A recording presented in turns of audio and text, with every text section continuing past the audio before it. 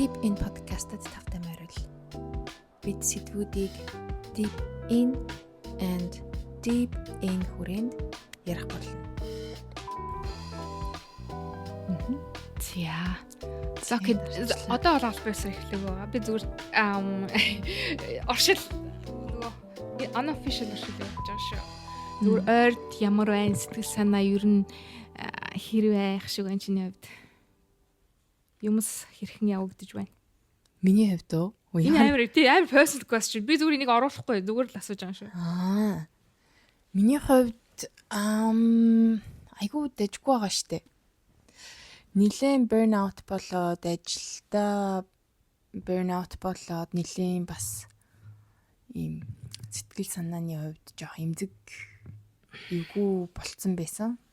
Up and down ер нь бол ихэвчлэн өөртөө айгүйх ажиллах гэж оролддیں۔ Тэгээд нилийн эвгүй унчаад яваад исэн чинь сүүлийн 1 2 7 хоног бол айгүй дэжгүй байгаа. Чи burnout болсон гэдгийг яаж мэдсэн бэ? Шүүн унтаж чадахгүй, байнга удаа ажиллаа бодох. Тэгээд нөгөө амьдралынхаа хэмнэлд ер нь нэг юм тайван сууж чадахгүй. Одоо цаг хугацаатай ингээд уралдаад өөртөө тэрсэлтээд би тэр цаг хугацааг би зогсоож чадахгүй. Би ингээ өөрийнхөө одоо өөрчилж чадахгүй зүйлд би санаа зовоод тэгээ нөгөө нэг одоо тайван сууж чадахгүй ингээд жоохон цаг өнгөрөөч хөрөөл дэмий суугаад байсан юм шиг санагдаал ч юм уу. Тэр болгоо айгүй хэм дарамт болоод исэн. Тэгээд шүүн нойр муудах тэгэл бүр шүүн ингээ унтж байгаа сэрэнгүүтээ шүүн дунд ажилла бодох, ажил дээр болсон онцгүй зүйлээ бодох, үргэлжлүүлж тийм шууд амар эвгүй тийм юмнууд үргэлжлээд бас хэсэг хугацаа өнгөрч байгаа яг үнэндээ. Вау. Харин тэгвэл амаргүй л байгаа юм да. Гэхдээ одоо яг нөгөө нэг гайгүй арга хэмжээ авч байгаа. Тийм. Би нөгөө нэг сургуулийнхаа counseling одоо therapy бид нар одоо үнэгүй авч болдог байхгүй юу? Сэтгэл зүйн зөвлөгөө гэх юм уу? Тэгээд жишээл нэг семестрт 10 удаач үлээ. Тэгээ би нэг 4-7 хоногийн өмнө хамгийн анх удаа counseling дээр очиж ярьжсэн байхгүй. Би бүр яг ингээд амар их deadline-ууд дотроо дарагдаад тэгээд хажуугаар ингээ гэр бүлийн юмнууд давхцсан. Тэгэнгүүт хичээлээ хиймээр авч хойно ингээ санаа зовх майгүй ихтэй ингээ ерөөсө төвлөрч чадахгүй.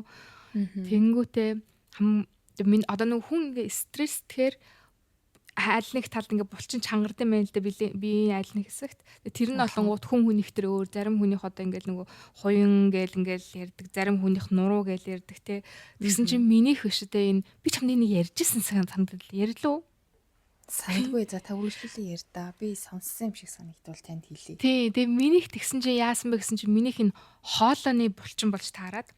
Одоо ингээ хүн уйлахын өмнө яг ингээ хоолой зангирдэн шүү дээ. Ингээ зангираад тэргээ ингээ дарангуут улам ингээл одоо уйлахгүй гэж чихэн бол улам бүр хоолой ингээ зангирал ингээ би яг тэр стрессийн үеэр яг тийм юм мэдэрсэн заяа. Тиймэрхүү юм болж байгаа үеэр би сургуулийнхаа сэтгэл зүйчдэр counseling хийгээд serviceтэй анх удаа хийгээд тэгээ өчигдөр би бас 2 судаагийнхаа уулзалтыг хийгээд тэгээ энэ хооронд юу болсныгоо яриад яаж ингээ cope хийж байгаагаа яриад тэгээд айгуу санаа. Яг тэгтээ нэг гоё юм нь би бодсоох гоё. Би counseling service дээр очивол ингээд өөрийнхөө сэтгэл зүй айгуу нарийн төвөгтэй асуудлыг ярих болохоор энэ дэр миний хэлний ингээд барьер айгүйх нөлөөлөх байхаа гэж бодсон чинь бүр эсрэгээрээ би counseling өрөөнд орсон чинь би бүр зүгээр л ингээл яг л монгол хэлээр ярьж байгаа юм шиг амар ингээд нилээд ингээд одоо fluent гэж хэлж яриа болохгүй маа зүгээр би өөрийнхөө одоо expect хийсэнс хамаагүй сайн яриад өөрийгөө илэрхийлээд байгаа бодоод би би тэгвэл өөрийнхөө emotion-ыг илэрхийлэх юм дээр айгүйх ажиллаад магадгүй тэр мэрэндээ юм уушаад байгаа болохоор миний тэрний талаар илэрхийлэх чадвар сайжирсан юм байна да гэж бодоод өчтөр.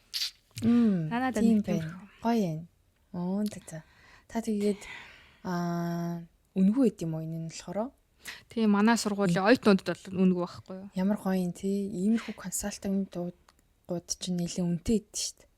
Харин тийм ээ нөгөө том prestigious сургууль сурахын гол давуу тал нь иймэрхүү хангамж дэмжлэг сэтгэл санааны юм аюу сайтай байдаг. Тийм болохоор тэгэл нэг цаг ороод намайг нэг цаг ороод би хинч намайг жаач хийхгүй, би хиндэж ингээд таалагдах ч юм уу, сэтгэл төрүүлэх шаардлагагүй. Би зүгээр л ингээд дотор байгаа бүх юм ингээ асгачаад гараад ирж байгаа. Тэр тэнд мэрэгжлийн хүмүүс байгаа учраас тэр хүмүүс бас тэрийг амар фэсэлж авахгүй. Тэнгүүд надад ингээ тэр амар ингээ амар гэх юм уу, Хитэн хүн бийж идэв. Гэхдээ зүгээр нэг л сэтгэл зүйж байгаа л да тий. За за. Гэхдээ ингээд би одоо шилэл чамд ч юм уу эсвэл найз нөхдөдтэй ингээд зовлонгоо ярихаар ингээд хитрхи их ингээд өөрийгөө өргөдүүлэх гэж юм эсвэл ингээд өөрийнхөө амьдралын асуудлыг ингээд тэр хүн чинь бас гэсэн өөр юмсныг туулж явж байгаа асуудалтай хат чинь би л ганцаараа зовоод байгаа юм шиг ярьж санагдаж магадгүй надад амар хайда guilty мэдрэмж төрөлддөг байхгүй even амар дотны найзууд байсан ч гэсэндээ тэнгууд мэрэгжлийн хүн дээр очингууд угаасаа тэр хүний ажил чинь намайг сонсох учраас би тэрний санаа зовох шаардлага байхгүй мэрэгжлийн хүн шүү дээ. Би нэг консалт манай компанид болохоор well-being консалтант бас байдаг. Гэхдээ яг таны ингээд авсантай адилхан мэдрэмжийг би бас яг бүт авч байгаагүй маань. Гэхдээ 1-2 удаагийн уулзалтанд орж исэн. Яагаад тэгэхээр олон улсын компани болохоор нөгөө соёлын ялгаа тэгээл нөгөө хүмүүсийн burnout энтер болоо тэгээд үл ойлголцол энтер гардаг болохоор ер нь team consultant байнга хүмүүс уулзалтанд ордог хгүй багаараа багийн supervision юм уу эсвэл хувь хүний supervision дуртай. Тэгээ нөгөө нь яг тэр үнээс ингээд сонссон юм байна. Тэгээд би энчээ ирснээсээ хойш би сэтгэл зүйчтэй болсон Монгол. Тэг дээр чи нэрээ дурдчихсан тий.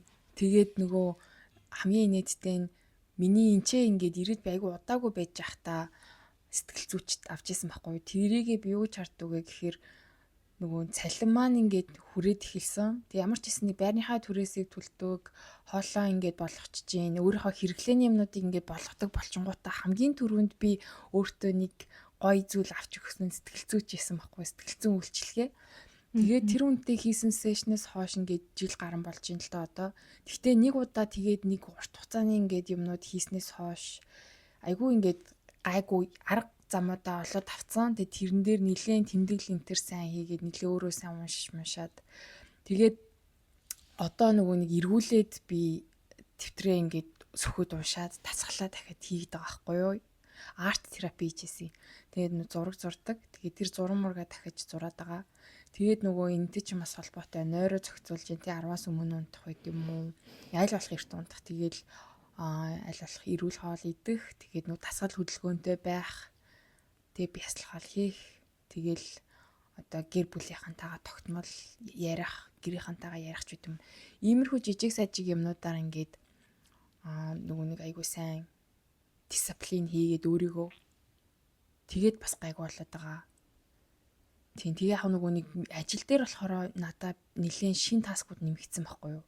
Миний ажлын ачаал ихссэн байхгүй юу? Гинт өнгөрсөн сараас хойш. Чамааг одоо туршлагатай болж байгаа болохоор арай илүү их юмнууд өгж эхэлж байгаа юм лөө? Магадгүй манай компаниас үргэлжж гин. Тэгээд манай маркетингийн алба чинь гуруулах наахгүй юу? Манай маркетингийн албаны дарга. Тэгээд бас нэг хүүхэн байгаа. Тэгээд би. Тэгээ ер нь бол манай дарга бол нэг одоо тийм жижиг сажиг ажлууд руу орохгүй. Тэгэхээр хамаг юм та хоёр дээр л ордон шүү дээ байдаг болохоор. Тэгээ би ч нөө part time. Тэгээ part time 3 хоног ажиллаж байгаа ч гэсэндээ нэлээ олон таскууд аваад эхэлсэн чинь би болохоор ер нь бол зүгээр ингээд суурин дээр ингээд спинning хийсэн байхгүй. Яахаа мэдгүй яаж нөгөө нэг зохицуулахаа мэдгүй. Тэгээд амар олон хүнтэй зэрэг харьцдаг. Олон бүх хэлцэн хүмүүстэй харьцсан. Тэгээ би чи нөгөө маркетинг and communication алба баггүй манайх чинь. Тэгэхээр чинь хамаг медиагаа хийн. Тэгээ хоёр брендийн медиа хийн. Тэгээд нөө алба болгоноос ингээл мэдээ ирнэ. Тэгээл тэр чинь болгоно. Инээ тэрээ тэгээл заримдаа контент өөрөө хийх хэрэг гарч үт юм уу. Тэгээд тэрэндээ ер нь бол жоох ингээд яагаад хэлсэн. Тэгээд сүүлийн 2-7 хоног болохоор яг за тайвшрий нэг ямсгаа авъя гэд. Тэгээд ажиллаа ингээд төлөвлөөд одоо хамгийн чухал ажилласаа чухал биш рүүгээ ингээд нэг тайм менежмент хийж эхэлсэн гэх юм уу. Өмнө нь болохоор жоох ингээд нөгөө гинтин юм ороод ирэнгүүт жоох ингээд сандардаг юм хэлээ л дээ. Тэгтээ шүү дээ. Одоо ингээд Монголд ажилдаг байхад ч энэ дээрээ яг ингээд үргэлжлүүлээ сурж явахад нэг анзаарсан юм гэхээр communication marketing одоо энэ бидний хийгээд байгаа PR-ing ажил шүү дээ. Энэ бүр амар том бүтэц байгаа байхгүй юу? Одоо ингээд corporate-ийн төвшөнд аваад үзэх юм бол эн чинь бараг тус үрдээ зар шатшилгаа, маркетинг, PR, олон нийтэд харилцахын тэр чинь баг тус үрдэ департамент Тийм байх шүү дээ. хэвээр. Тэгээ бодохоор мэдээж бүх байгууллага тийм их одоо хүн хүчний нөөц байхгүй юм чинь тэрийг нэгтгэл нэг одоо ганцхан л департаменттай магадгүй танах шиг 3 хүнтэй байж болно. Тэгэхээр чинь энэ өөрөө айгүйх ингээд том ажлыг айгүй цөөхөлээд баг хүчээр хийх гэж оролдож байгаа юм шиг надад зүгээр санагдаж байна. Тэгээд чамааг би бас бодлоо л да. Танаа байгууллага одоо чи ингээ өөрөө жахаа ингээд одоо би юу чаддгаа мэддгээ яаж хийж чадхаа ингээ харуулсан байгаа болохоор чамд ингээ ачаалал өгж байгааг тэгж байгаа шүү дээ. Гэхдээ чи тэрийг чиний одоо яг ажиллаж байгаа хагас цагийн ажилчин хагас цагта багтахаар их хэмжээний таск чамд өгөөд байна уу эсвэл баг бүтэн цагийн хэмжээний тим юм дээр чи хандл хийх шаардлагатай болоод байна уу? Тэрийг би яг calculate хийж үзсэн. За би энэ таскийг яг хэдэн цагт хийд ингээд бүгдийг чагсааж бичээд тэгээ 1 цаг 2 цаг 3 цаг гэдэг ингэж аахгүй. Тэгээд яг би чи өдөрт 8 цаг ажилладаг 24 цаг 7 хоногт ажилладаг гэд тэгээ хуваасан чинь багтчихжээ. Тэгтээ би тэрэн дунд болохоор одоо ерөөсөө байж болохгүй тий. Ингээд бүр цаг ямагт л ажиллаж ийн гэсэн үг байхгүй юу? Айгүйх өндөр бүтээмжтэй байж 20 цагтаа бүтээмжтэй байж иж өдөр болгон өндөр бүтээмжтэй байж иж би яг амжуулна ахгүй юу? Одоо тэрэн дээр нэлийн анхаарч ин тэгээ нөгөө нэг сэтгэл санааны хувьд би өөрөө тэр ажил амжихгүй байхад би өөрөө амар стресстэй байхгүй бүр ингээд. Тэгээд сэтгэл тайван байх ч хамгийн сайхан шүү дээ тий. Тэр нөгөө ажиллаа хийцэн байхад гэд айгу санаа амардаг төрлийг юм болохоор тэрэндээ бас нэлийн стресссэн burnout болох. Тэг яг тэр ингээл яг нэг burnout болохын нэг хэсэг л бах те сэтгэл санаа ч гэсэн ингээл амар хэцүү болвол биелж чадахгүй юм шиг санагдаал амар суух санагдаал. Тэгэл жохон эвгүй юм руу орсон. Одоо шил ажил дээр гарах юм бол энэ чанар айгүй үнэлэгдэнэ. Ажил олгогчд нэг талаас. Нөгөө талаас одоо ингээд өгөгдсөн нөхцөл байдал одоо чамд байгаа цаг хугацаа нөөц боломж те ингээ бүх юма тооцоолоод үзэх юм бол цаг үргэлж чи хүссэн шигээ үр дүнд одоо бодсон шигээ гүтэтгэлтэй байж чадахгүй байхгүй юу? Тэгэхээр энэ нь эргээд чамааг тэгж чадахгүй байна гэдэг чинь эргээд би good enough биш одоо би not good enough гэдэг тийм юм руу хөтлөхөөр энэ эсрэгээр ингээ сүргөөл авчиж байгаа байхгүй. Би бас яг ийм төрлийн хүн гэдэг айгүй ханзараад. Гэхдээ би Аз болоход энийг Австрали ирэхээс өмнө мэдчихсэн болохоор эхний семестрт одоо жишээлбэл би өөртөө тавих хүлээлтийг бүр үнэхээр бага өгсөн. За би баг хичээлүүдэд пасс хийвэл их юм. Би ерөөсөө эндээс би онц дүн ч юм уу айгүй exceptional юм шаардахгүй. Энэ бол миний эхний семестр маш шин орчин би маш их мэдээллийг одоо айгүй тийм high төвшний онлайн мэдлэгийг өдөр болгонд авсруу хийж авч байгаа. Тэгээд энийгээ боловсруулад assessment болгож apply болгож тэрийгээ ингэж бодит амьдралын кейс дээр ингэж apply дна гэдэг бол хэр баргийн юм бол амар биш гэдэг тийм хүлээлттэй айгүйх орсондоо би амар баярлсан. Тэрний эсрэгээрээ надад ингээд би даалтууд ингээл дедлайнд шахагдсан байгаа үед зарим би даалтыг би ингээд сансандаа хүртэл хийж чадахгүй байгаагаа мэдж байгаа. Гэхдээ би энийг яг өнөөдөртөө дуусгаад дараагийнх юм руу орохгүй бол би дараагийнхаа би даалтыг цагт нь хийж амжихгүй гэдгийг мэдж байгаа учраас тухайн өгөгдсөн цагтаа ингээд хийгээл амжуулаад өгж байгаа. Тэгээ хамгийн гоё юм би юу гэж мэдж байгаа гэхээр за энэ би даалтыг би сансандаа хүртэл хийж чадаагүй нүнэ. Гэхдээ яг энэ цаг хугацаа яг энэ нөхцөл боломжид би миний хамгийн сайн хийж чадхал энэ тийм. Тэгвэл тэр үнэлгээ бол одоо би өөрийнхөө хувьд A хийцэн байгаа. Яг энэ нөхцөл боломжн дээрээ тааруулаад. Тэгвэл тэрийг багш нар маань B олгож C олгож үнэлж болно. Ягаад гэхээр тэнд бас нэг өөр төрлийн шалгуур явагдаж байгаа. Одоо миний хувь хүний хувьд юу туулаад ямар бэрхшээлийг туулаад энэ B даалт хийсэн огт хамаагүй шүү дээ. Тэнд бол өөр нэгэн критерий байгаа учраас миний хувьд A гэж утсан юм тэнд C олгож үнэлэгдэнэ. And that's fine гэж би бодсон байхгүй. Тэр нь надад бүр амар их ингэж нуруунд дээрс ачаа авах шиг санагдсан. Тэгээ сая эхний семестр би тэгж яваад ерөөсөө огт хүлээлтгүй байсан мөртлөө айгүй сайн хичээлүүд дээр дүнгээ гаргасан. Тэгээ би тийг бодсох. Окей. Ер нь бол ингээд одоо өөртөө тавих хүлээлттэй багасгах юм бол хүмүүс боддог байхгүй. Би хэрэг ингээд өөр дээр хүлээлттэй багасгачих юм бол миний перформанс ч юм уу миний юмд хандлага дагаад унчих юм шиг тийм айдастай хүмүүс байдаг шүү дээ.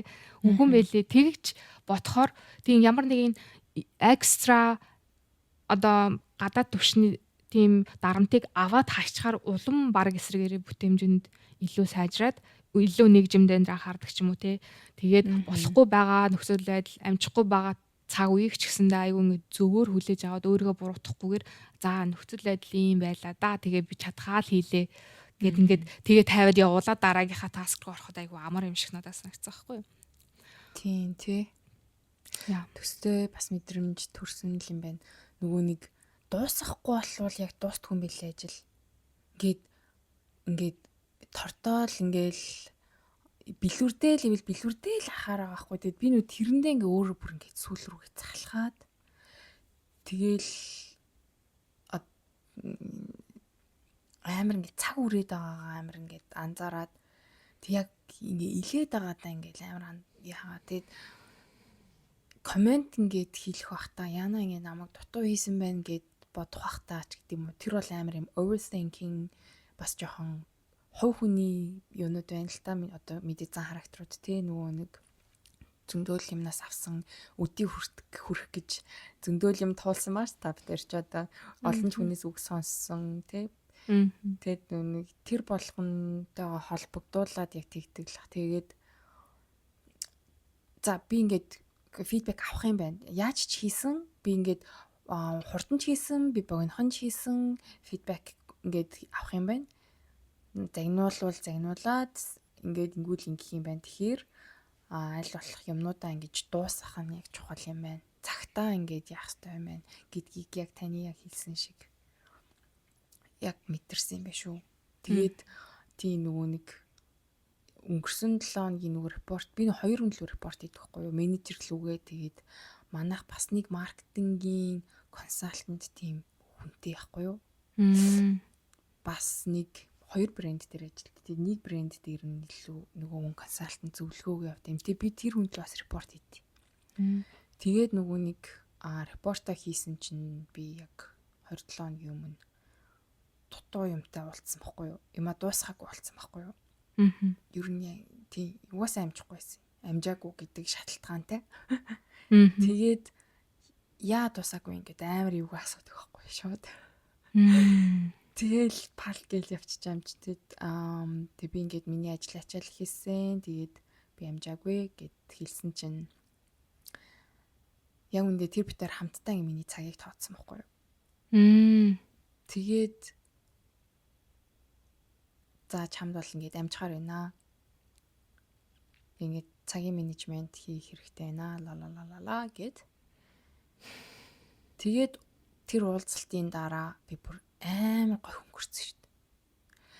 Тэр уулзалтын дараа ингээд надад нэг тийм тусал хэрэгтэй байсан юм шиг санагдсан. Зүгээр өөрөө нөгөө нэг ингээд шороо манаргаал нэг спот дээр ингээд эргээлсэн байхгүй. Нэг машин явахгүй явж чадахгүй ингээд нэг мөсөн дээр ингээд дрифт хийгээ шороон дээр ингээд шарваалгаа юм шиг. Гэтэ чи хэлээ шүү дээ яг хөнгөрсөнгөө тэгсэн нь яг аль хэсэг нь чамд тэгж хөнгөрөхөд их тус болсон гэж бодож байна.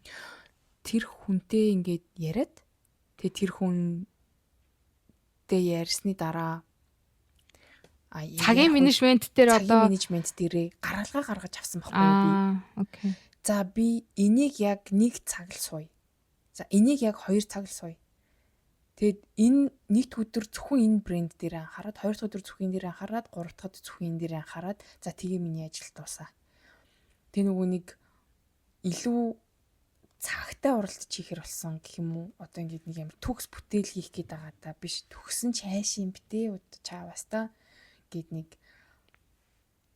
нөгөө нэг одоо нэг битсэн нийтлэлээ ингээл засаалах биш.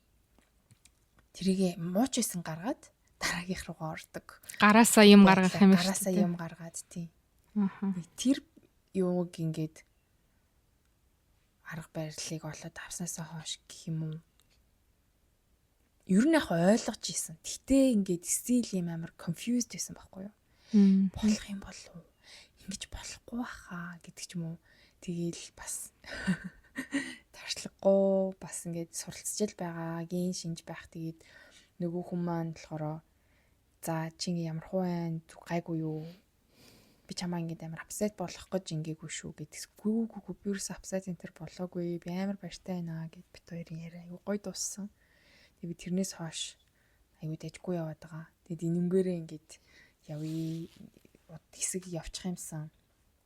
Хэрвээ ямар нэгэн асуудал гараад дахиад гацаанд орох юм бол дор нь асуугаад ярих юм байна гэж бодсон. Nice. Чамд бол яг хүн болгонд нэг юм одоо ингээд би жишээлбэл газар ухмаар байгаа байхгүй юу? Газар ухах гэхээр хаяада яаж ухах юм битгүү хуруугаараа ухаад нэг хэсэг ингээд явж байгаа ядардаг байхгүй. Тэгэхээр хүрц хэрэгтэй болно. Түүл. Тэгээд тэр хүн чамд хүрзэл өгсөн байна л та. Яг яаж тэр асуудлыг одоо яг тэгсэн. Тийм ээ. Окей, за. Nice catch up. Одоо ингээ official аа. Хоёулаа нөгөө нэг дугаар юм шүү. Би таныг оруулчмаар байна. Let's see what happened. Окей, одоо хоёулаа өнөөдрийнхөө үндсэн сэдвүүрээ орё гэх үү? За тийм. Би тэгээд хоёулаа нөө сүүлд ирсэн. Ер нь нэг өдөр яаж өнгөрч ийн гэдэг дэр яриа да. Бас би бас бацахгүй тэгээд хүмүүс ярьж өгсөө бас гадна өөртөө бас ингээд яриад окей анх ирэхэд миний өдөр яаж өнгөрдөг байлаа ч юм эсвэл Монголд байхад миний нэг өдөр яаж өнгөрдөг гэсэн бэ одоо ямар хэмнэлтэй болчихв яагаад юм болчихв гэдэг ч юм уу тиймэрхүү юмд бас эргэж хармаар санагдсан. За тэгээд чамаас эхлэх үү яах вэ ямар вэ надаас эхлэх үү гэж үү? Тийм. Хоёлаа бүтэн нэг өдрөөрөө яриад явах уу? Тэгсэн дээр хат тэгэхгүй бол холилдоод хинийх нь өдөр яваад байгаа юм бэ. Яа. Окей. За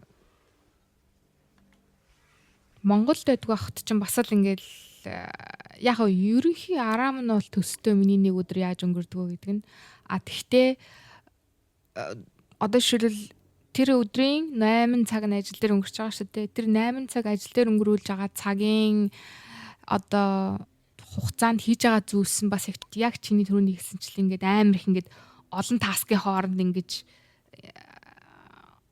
жоролж гүөх шаардлагатай амар олон таск дунд ингээл нэгээс нөгөөрөө ингээл multitasking хийх шаардлагатай тийм их байдалтай юм бужигнсан байдалтай өнгөрдөг. Тэгэл нэг мэтгэл ингээл өдөр дууссан. Тэгээд одоо гараас их аль нь гарсан юм бэ гэхээр заримдаа айгүй хэцүү. Заримдаа бол яг жоох юм ингээд заавал өнөө маргаашийн хугацаанд дуусгах шаардлагатай гэдэг юмуд гараад гарчдаг. Заримдаа ингээл би яг юу хийгээд байгаа мэдэхгүй бүтэн өдрийн турш ингээл нэг хоёр уулзалтанд ороод ингэсгээл хүнтэй ярьж итэл дуусчдаг. Тэрийг би ажил гэж тооцох юм уу, тооцохгүй мүү гэж бодохоор айгүй асуудалтай гэдэг гэсэн хэвхэв. Тэг би сая энд ирсэн чинь бас л одоо ажлаас дутгааргүй их таскын дунд живж байгаа юм л да. Бүтэн цагийн оюутан за ингээд сонсоход их хөнгөн сонсогдож магадгүй заримдаа хүмүүст. Одоо би жишээлбэл нэг семестрт 4 хичээл үздэг. 4 хичээлээ одоо 2-2-оор нь тасалж үздэг. Эхний 2 хичээлийг 6-7 хоногийн туршиж үзээд тэгээд 7 хоног нэг break авч амраад тэгээд дараагийн 6-7 хоногт нь 2 хичээл үздэг байхгүй юу? Гэхдээ манай сургууль бүгдээр ингэж явдаггүй үгүй. Салбар чиглэлээсээ хамаарат бүгд өөр системээр явд юм байлээ. Зарим нь болохоор одоо бүтэн семестрийн турш 4 хичээлээ зэрэг ингээ үзээд явдаг ч юм уу. Зарим нь ингээд 3 тасалж үздэг ч юм уу. Айгүй өөр юм байлээ. Тэгэхээр энэ бол зөвхөн манай одоо салбарынхны ингэж үздэг хэлбэр гэсэн үг. Тэгээд 6-7 хоногийн тийш үү 2 хичээл үзнэ гэдэг бол миний хувьд амар интенс санагцсан, амар шахуу санагцсан. Яагаад вэ гэхээр одоо нэг удаагийн 1-7 хоногт ингээд нэг том сэдвийг ингээд бид нар үзэж байгаа байхгүй. Тэгээд дотор нь унших материалуудаас эхсүүлээд бие даалтын хүрээнд нэмж унших, supplementary буюу recommended байдлаар унших материал энэ гэх юм бол ингээд маш их мэдээллийг толгоороо юулах хэрэгтэй болж байгаа. Тэгэхээр хүний одоо ингээд юмыг уншаад тэр юмыг ингээд процесс хийсэнсээ нэг тодорхой хэсэг нь ингээд мэдлэг болж үлдэн шүү дээ. Тэр үйл явц их удаан өрнөлөөр явагддаг гэдгийг би анзаарсан байхгүй юу? Жоохноор явагддаг. Хүн тэгэл нэг өдөр нэг 7 хоногт нэг ном уншаал тэр чигтээ бүгдийг ойлгоол ингээд хэрэгжүүлээ явчихна гэж байхгүй. Гэтэл бидний нэг 7 хоногт үзэж байгаа хичээлийн материалын агуулга, унших материалын агуулгыг бодох юм бол 7 хоногт хамгийн багадаа 100 хуудас ч юм. Бүр хамгийн багадаа 100 хуудасаас эхэлж байгаа. 100 хуудас материал унших шаардлагатай болж байгаа. Тэгэнгүүт чинь 6-7 хоногт чинь нэг бүхэл бүтэн айгүй том хичээл дотроо амар том агуулгатай хичээлүүдийг үзээд ойлгоод тэрийг ойлгосноо онлайн мэдлэгээ практик мэдлэг болгож бие даалт болгож тэрийг аплайдаад одоо хэрэгжүүлээд тэгнэ гэдэг бол үнэхээр ингээд хүнээс маш их төсвөр төвчээл айгүй их ингээд шандас шаардсан асуудал болоод байгаа байхгүй юу. Тэгээд би баг хичээлээ ойлгож амжиг байхад үзэж дуусчих жишээ нэ. Тэгээд би бодсоохгүй. өнгөрсөн семестр 4 хичээл анх удаа үзээд одоо энэ семестрт 2 хичээл үзээд дууссан. Одоо дараагийнхаа 2 хичээл рүү ороод явж байгаа. Ингээ би 6 хичээл ерөөхдөө гараас гаргацсан явж байгаа. Энэ хугацаанд би өөртөө дүгнэлт хийж байгаа байхгүй юу? Би ямар сони энэ хичээлийг ингээд ойлгол явж гин гэж бодоол ингээд материал уншаал явж итэл яг тэрийгээ бие даалт одоо ингээд нэг хичээл дээр 2-оос 3 бие даалт хийж байгаа. Тэр бие даалтан дээр ингээд аплайдах хэрэгтэй болдог байхгүй. Тэр нь ихэвчлэн одоо бодит кейс дээр ажиллана гэсэн үг байхгүй. Тэр онлайн материалаа ингээд одоо би жишээлбэл энэ одоо үзэж байгаа энэ семестрт нэг хичээл болохоор advocacy campaign гэдэг хичээл байгаа байхгүй. Одоо campaign яаж одоо campaign яаж design хийдэг. Тэр нь advocacy буюу ингээд нөгөө нэг одоо зүгээр нэг commercial маягийн юм биш нийгмийн өөрчлөлт рүү чиглэсэн юм одоо advocacy яаж хийдэг, design яаж хийдэг гэдэг тийм хичээл үзэж байгаа байхгүй. Тэгэнгүүт онолтой тэр бол бүх юм амар make sense, амар ойлгомжтой сонсогдсон заяа. Одоо тэрийгээ би даалтаа олгоод би яг actual design хийж байгаа байхгүй. Одоо тэрэнд одоо миний өмнө нь энэ дэрхээс өмнө ажилладаг байсан Монголд одоо ажиллаж ирсэн gender inequality-тэй холбоотой ажиллаж ирсэн төслийгаа би үргэлжлүүлээд одоо энэ хичээл дээрээ за би тэгэхэд тийм юм сурсан. Тэгээд сэтгүүлчид хэвлэл мэдээллийн салбартай ажиллахад ийм асуудал тулгарсан. Одоо энэ асуудлаа би шийдэрлэмээр байна. Тэрэндээ зориулсан campaign design хийн гингүүд нөгөө онлайн мэдлэг чинь бүр ингээд шалаар нэг вирус ойлгоод байгаагүй мэддэхгүй. Яг apply хийж эхлэнгүүт тийм асуудал тулгардаг байхгүй юу? Тэгээд тиймэрхүү юмнууд ерөөхдөө ингээд амар их юм happening болон заяа. Тэгээд яг энэ үйл явцыг ингээд би бодоод тэгээ өдрөө ингээд төлөвлөөд ингээд бодсон чинь миний өдөр ерөөхдөө айгүй их сонио ингээд том блок одоо ингээд цагийн менежмент ярангууд нэг цагаар ингээд блоклно гэж ярьдаг шүү дээ. Олон жижиг таскуудын дунд ингээд хоёрын оронд гүйхвш нэг одоо том таскийг нэг тогтсон цаг хугацаанд хийж гүйцэтгэх тухай асуудал яригдчихэж байгаа байхгүй юу. Тэгээ бодсон чинь миний өдөрт шүү дээ. Хамгийн мэдээж чухал таск бол унтах, идэх гэдэг дотроо одоо хоолоо бэлдэх. Ягаад тэгэхээр нөгөө эрүүл хооллолттой байх те өдөр таах хөстө шимтгийжэл аавна гэдэг чинь баг миний аймаг чухал таск байгаа байхгүй. Би эрүүл мэндэ нэгдүгürt тавьдаг хүн тэгжиж бодож энд ирсэн. Би одоо хичнээн их академик ачаалал донд байгаа ч гэсэндээ би нэгдүгürt эрүүл мэндэ тавина гэдэг тийм зорилттой ирсэн болохоор тэгээд давхар хөдөлгөөн одоо би дасгал те йога тийм байгаа. Тэгэнгүүт энэ бол ингээд миний академик орчин дотор бүр давхар хамт энийг би амьдралаа одоо хичээлдээ цуг одоо ингээд академик орчин дотор давхар авч явах хэвээр нэг юм чухал юу болчихж байгаа байхгүй таск болчихж байгаа байхгүй унтах идэх тэгээд одоо хөдөлгөөнтэй байх. Тэгжээж би яг ингээд 100% айгүй сайн үр дүнтэй суралцсан. Тэгэнгүүт нөгөө талд хичээл хийх гэдэг айгүй том таск байгаа. Тэгээд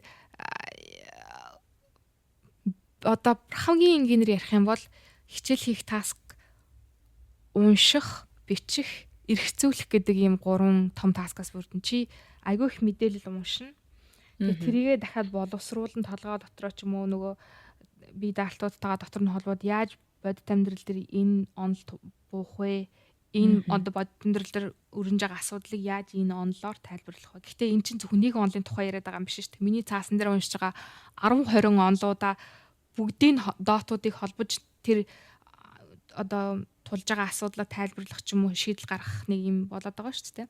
Тэрийгээ ингээд дотор процесс хийгээд тэрийгээ процесс хийснээр дахиад бүр ойлгомжтойгоор rational-аар одоо logical байдлаар бичиж тэгээд тэгжээж тэр knowledge бүтэж байгаа байхгүй юу. Тэгэхээр сурах үйл явц ингэж өрнөдөг. Тэнгүүт ч одоо ингээд одоо сан одоо номын сан сууж байгаа хүмүүсийг харахаар сурж байгаа салбараас шалтгаалаад ингээл зарим хүмүүс өдөржингөө ингээл код хичээл ингээл зарим хүмүүс ингээл графиктер ажиллаад амар сонирхолтой зав. Манай салбарынхаа яадаг вэ гэсэн чинь учир зүггүй л уншаал бичээл амар boring юм шиг. Гэтэ яг угаасаа л хүмүүлийн ухааны салбар хэмжээнд тэгж тарж байгаа. Тэгээд нэг иймэрхүү бүтцээр ерөөхдөө том орн аваад ингээд үзэх юм бол тэ дотор нь детальчлаад ярих юм бол зөндөөл юмнууд байгаа л да. Ерөөхдөө ярихад нэг иймэрхүү таскууд явагдчихдаг өдөр тутамдаа. Их сургуулийн магистр хийж байгаа бүтэн цагийн оюутны амьдрал гэх юм бол. Тэгэхээр таны нэг өдөр ингээд өглөө босоод одоо өглөөний цай уухаас эхлэх бах тий.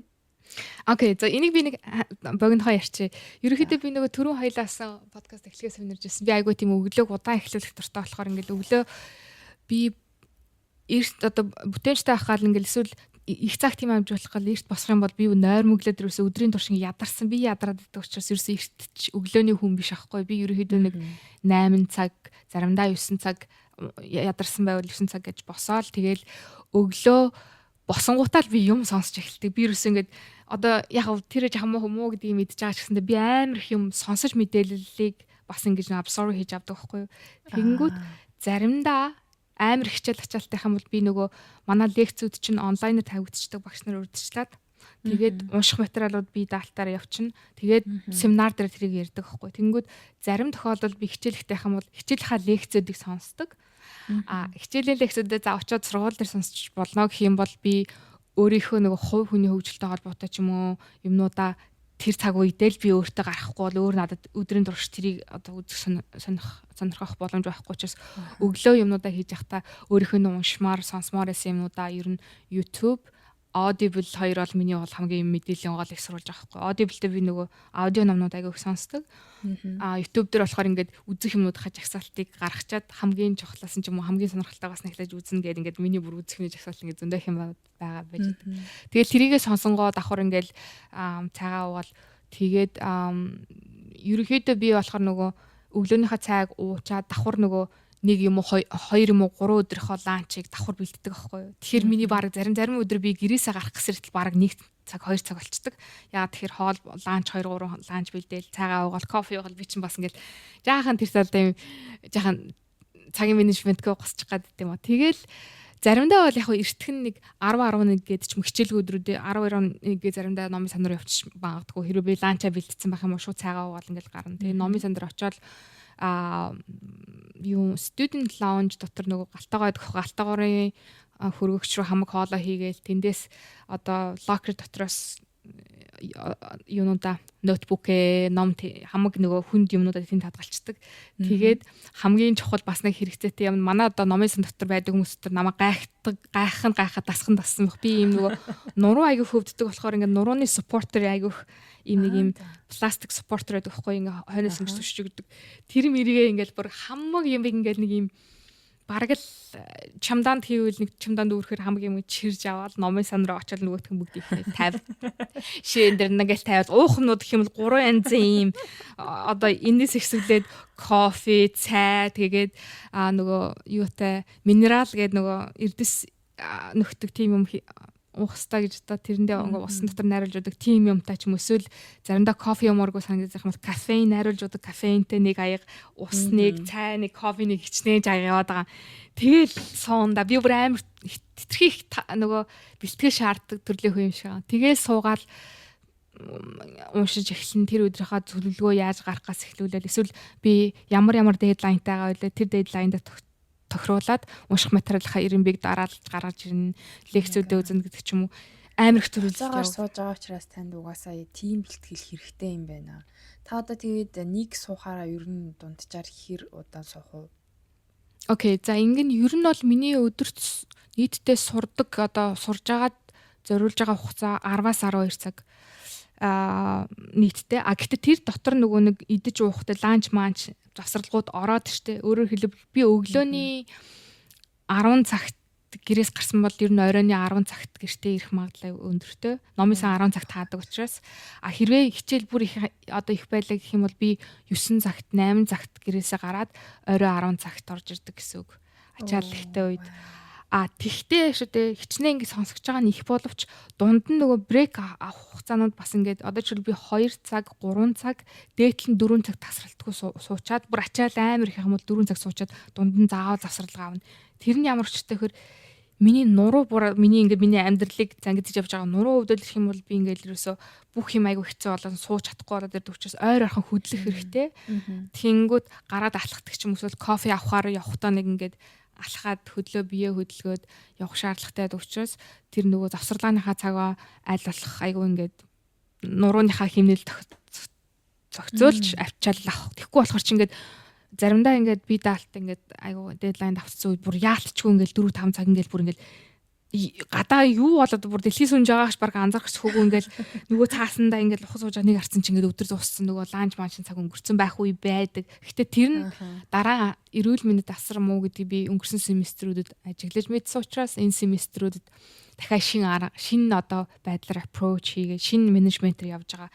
Энийгээ ингээл хичээлийн хооронд би ингээл үзэл дүгнээл за энэ дээр энэ арга барилаар явсан бол одоо надад таараагүй байна. Одоо энийг өөрчилнө. Би өмнө нь болохоор дандаа орой ирээд хоолоо бэлддэг гэсэн байхгүй юу. Тэнгүүт чинь манай одоо хамт амьдарч байгаа flatmate амар эртэнтдэг болохоор би ингээл дуучмаа гаргаад ч юм уу. Тэгээд идэх болохоор надаас таалагдахгүй. Би бас өөр тухтаа тэр хүнд бас жаахан төвөг баг удмаар байгаа учраас би мань хүнийг ажилдаа авсан дараа өглөө бэлдээд гарахад надад орой гэрлөгөө яарах шалтгаан байхгүй хүнийг одоо унтж яхахтан сэргийхгүй гэдэг ч юм уу те нэг тийм жижигхэн маневрын юмнуудыг ингээл хичээлээс ч юм уу хичээл хоорондоо ч юм уу эсвэл сар тутамд дандаа ингээ апдейт хийгээ сайжруулаад жоохоноор ингээл өөрчлөөл ингээл жижиг сажиг мэрэг шургын дасаал ингээл яваал тэгжээч л одоо ерөнхий productivity өсгөж сайжруулна нуу гэхээс биш. Одоо ерөнхийдөө бол нэг дүр зургаар арах юм бол одоо хөндлөнгөөс харах юм бол би яг л нэг л юм хийгээд байгаа юм шиг харагдаж байгаа боловч тэр дотор хийж байгаа жижиг өөрчлөлтүүд нь бол миний хувьд асар том өөрчлөлт амар их том бүтээмжинд нөлөөлж байгаа. Тэр утгаараа бол ингээд би бол detailed айгүйх анхаарал хандуулдаг хүн юм байл. Nice. 7 хоногийн хэдэн өдөр нь яг ийм тавтамжтай өнгөрдөг вэ? Ер нь бол 7 хоногийн 7 өдөр гэж хэлэхэд баг буруутахгүй. Яа тэгэхээр би анх австрал ирэхдээ ямар ачааллыг одоо өөрхий мэдчихсэн. Тэгээ би өөртөө хэлжсэн юм 7 хоногийн нэг өдөр би day off хийн шүү гэж өөртөө аягүй их сануулсан боловч тэр маань ер нь жаахан фейлдсэн байгаа. Гэхдээ сая одоо жишээлбэл нөгөө 6-7 хоног хичээл үзчихэд 7 хоногийн нэг давсарлага авсан шүү дээ.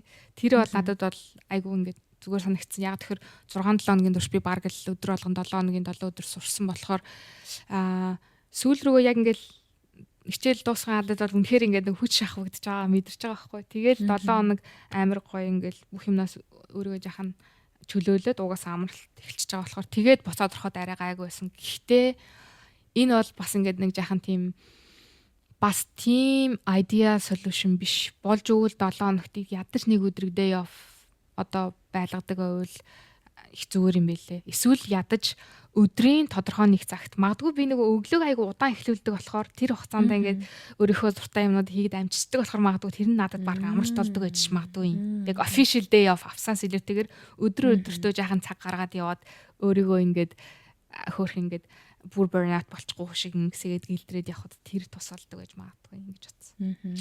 Тэгээ нөгөө нэг одоо хойл таны хувьд ийм 3 чухал зорилго ч юм ааш энэ чи эрэхтэй те нөгөө эрүүл байна гэдгсэн. За хоолоо болохоор ингээ өөрөө хийгээд ингэж байгаа болохоор харьцангуй эрүүл идэж байгаа ах те. Тэгээд нөгөө өглөө 10-аас гараад орой 10 цагт гэртээ иртлээ та бүтэн ингээд сууж штэ намын санд. Тэр нөгөө нэг тасгал хөдөлгөөн хийх энэ тэрээ яаж болох вэ? Наа чи миний хамгийн том асуудал байсан. Ялангуяа эхний семестрт. Би өмнө нь Монголд байхдаа ч гэсэндээ ер нь айгүй нөгөө фитнесэр хичээлдэг гэж хэлэх юм уу да. Тэгээд 7 хоногтоо 3-аас 4 өдөр ингээл workout хийдгээс аахгүй юу. Тэгээд нэг удаагийн сешн бараг л цаг 30 минутаас 2 цаг хугацааны үргэлжилдэг. Тийм их нөгөө ийм нилээд тийм урт сешн байна. Тийм нилээд юм урт сешн тэгээд нилээд тийм хүчний хүнд юм өргөх чигсэн одоо дасгалууд айгу хийдэг байсан чинь энд ирсэн чинь надад дасгалд тэгж их цаг цуглах ерөөсө боломж олдгоо болвоо. Нэг хэсэг би чинь бүр нөгөө зах хичээлтэй гэдэг шалтгаалаад ерөөсө эхний семестрийн нэг эхний хагасд би бараг л эхний 5 6 7 хоног чинь нам суусан чинь миний нуруу бүр өстой үнэхээр ёо гэл бүр нөгөө хүн байсан бол амар ясан бол үнэхээр үгээ хэлж исэн баха гэж би боддtiin. Тэгээд за энэ болохгүй нэгээд би short байдлаар нөгөө session хийх гэж үтсэн чинь болдгоо би одоо цаг 30 минут 2 цаг хийгээ сурцсан юм а богинох нь болгоно гэдсэн чинь надад айгүй хэцүү санагдаад. Тэгээ би хав дунд нь янз бүрийн туршсан л та жишээлбэл манай сургуульд 7 хоногтгийн 2 дахь өдөр болгондоо үнгүү тийм йога session 1 цагийн йога session зохион болдог байхгүй яг мэрэгжлийн багштай.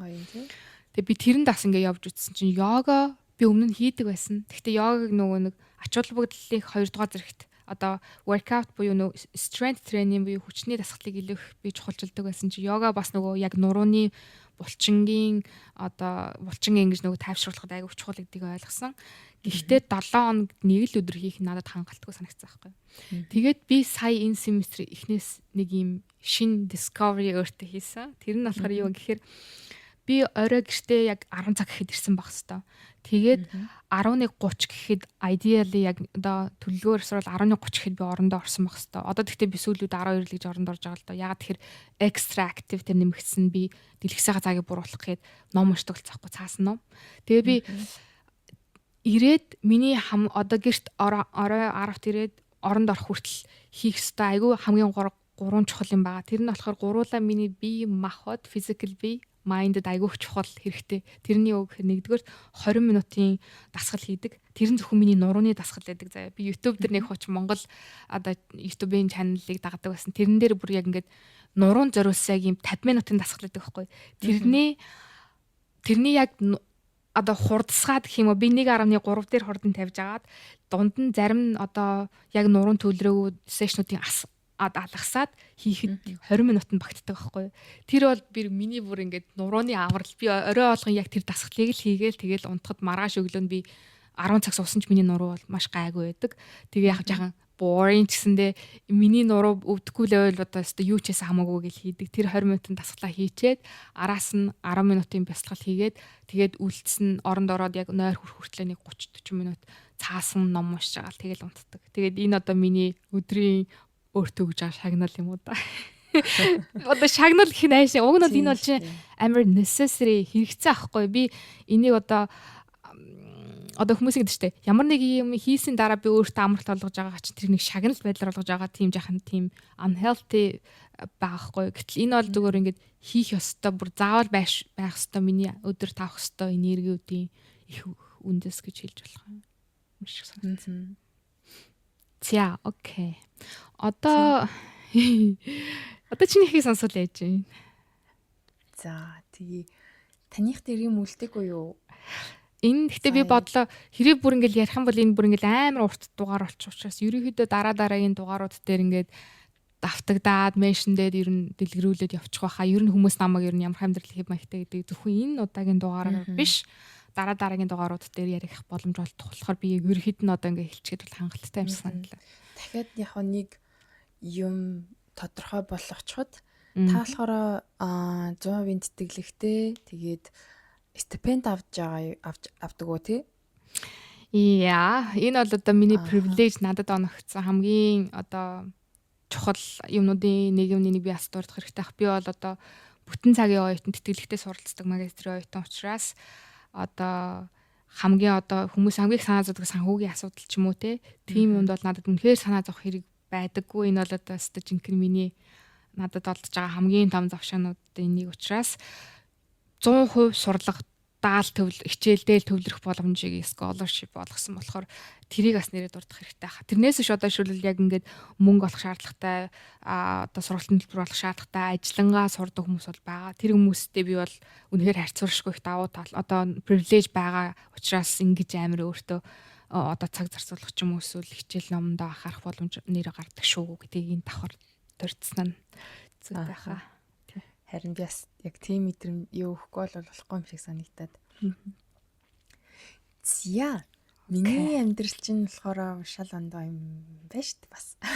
Тийм. Би таныг сонсоод байж байхдаа би чинь бас нэлээд чил амьдэрдэг гар юм байна да гэж бодож ижила.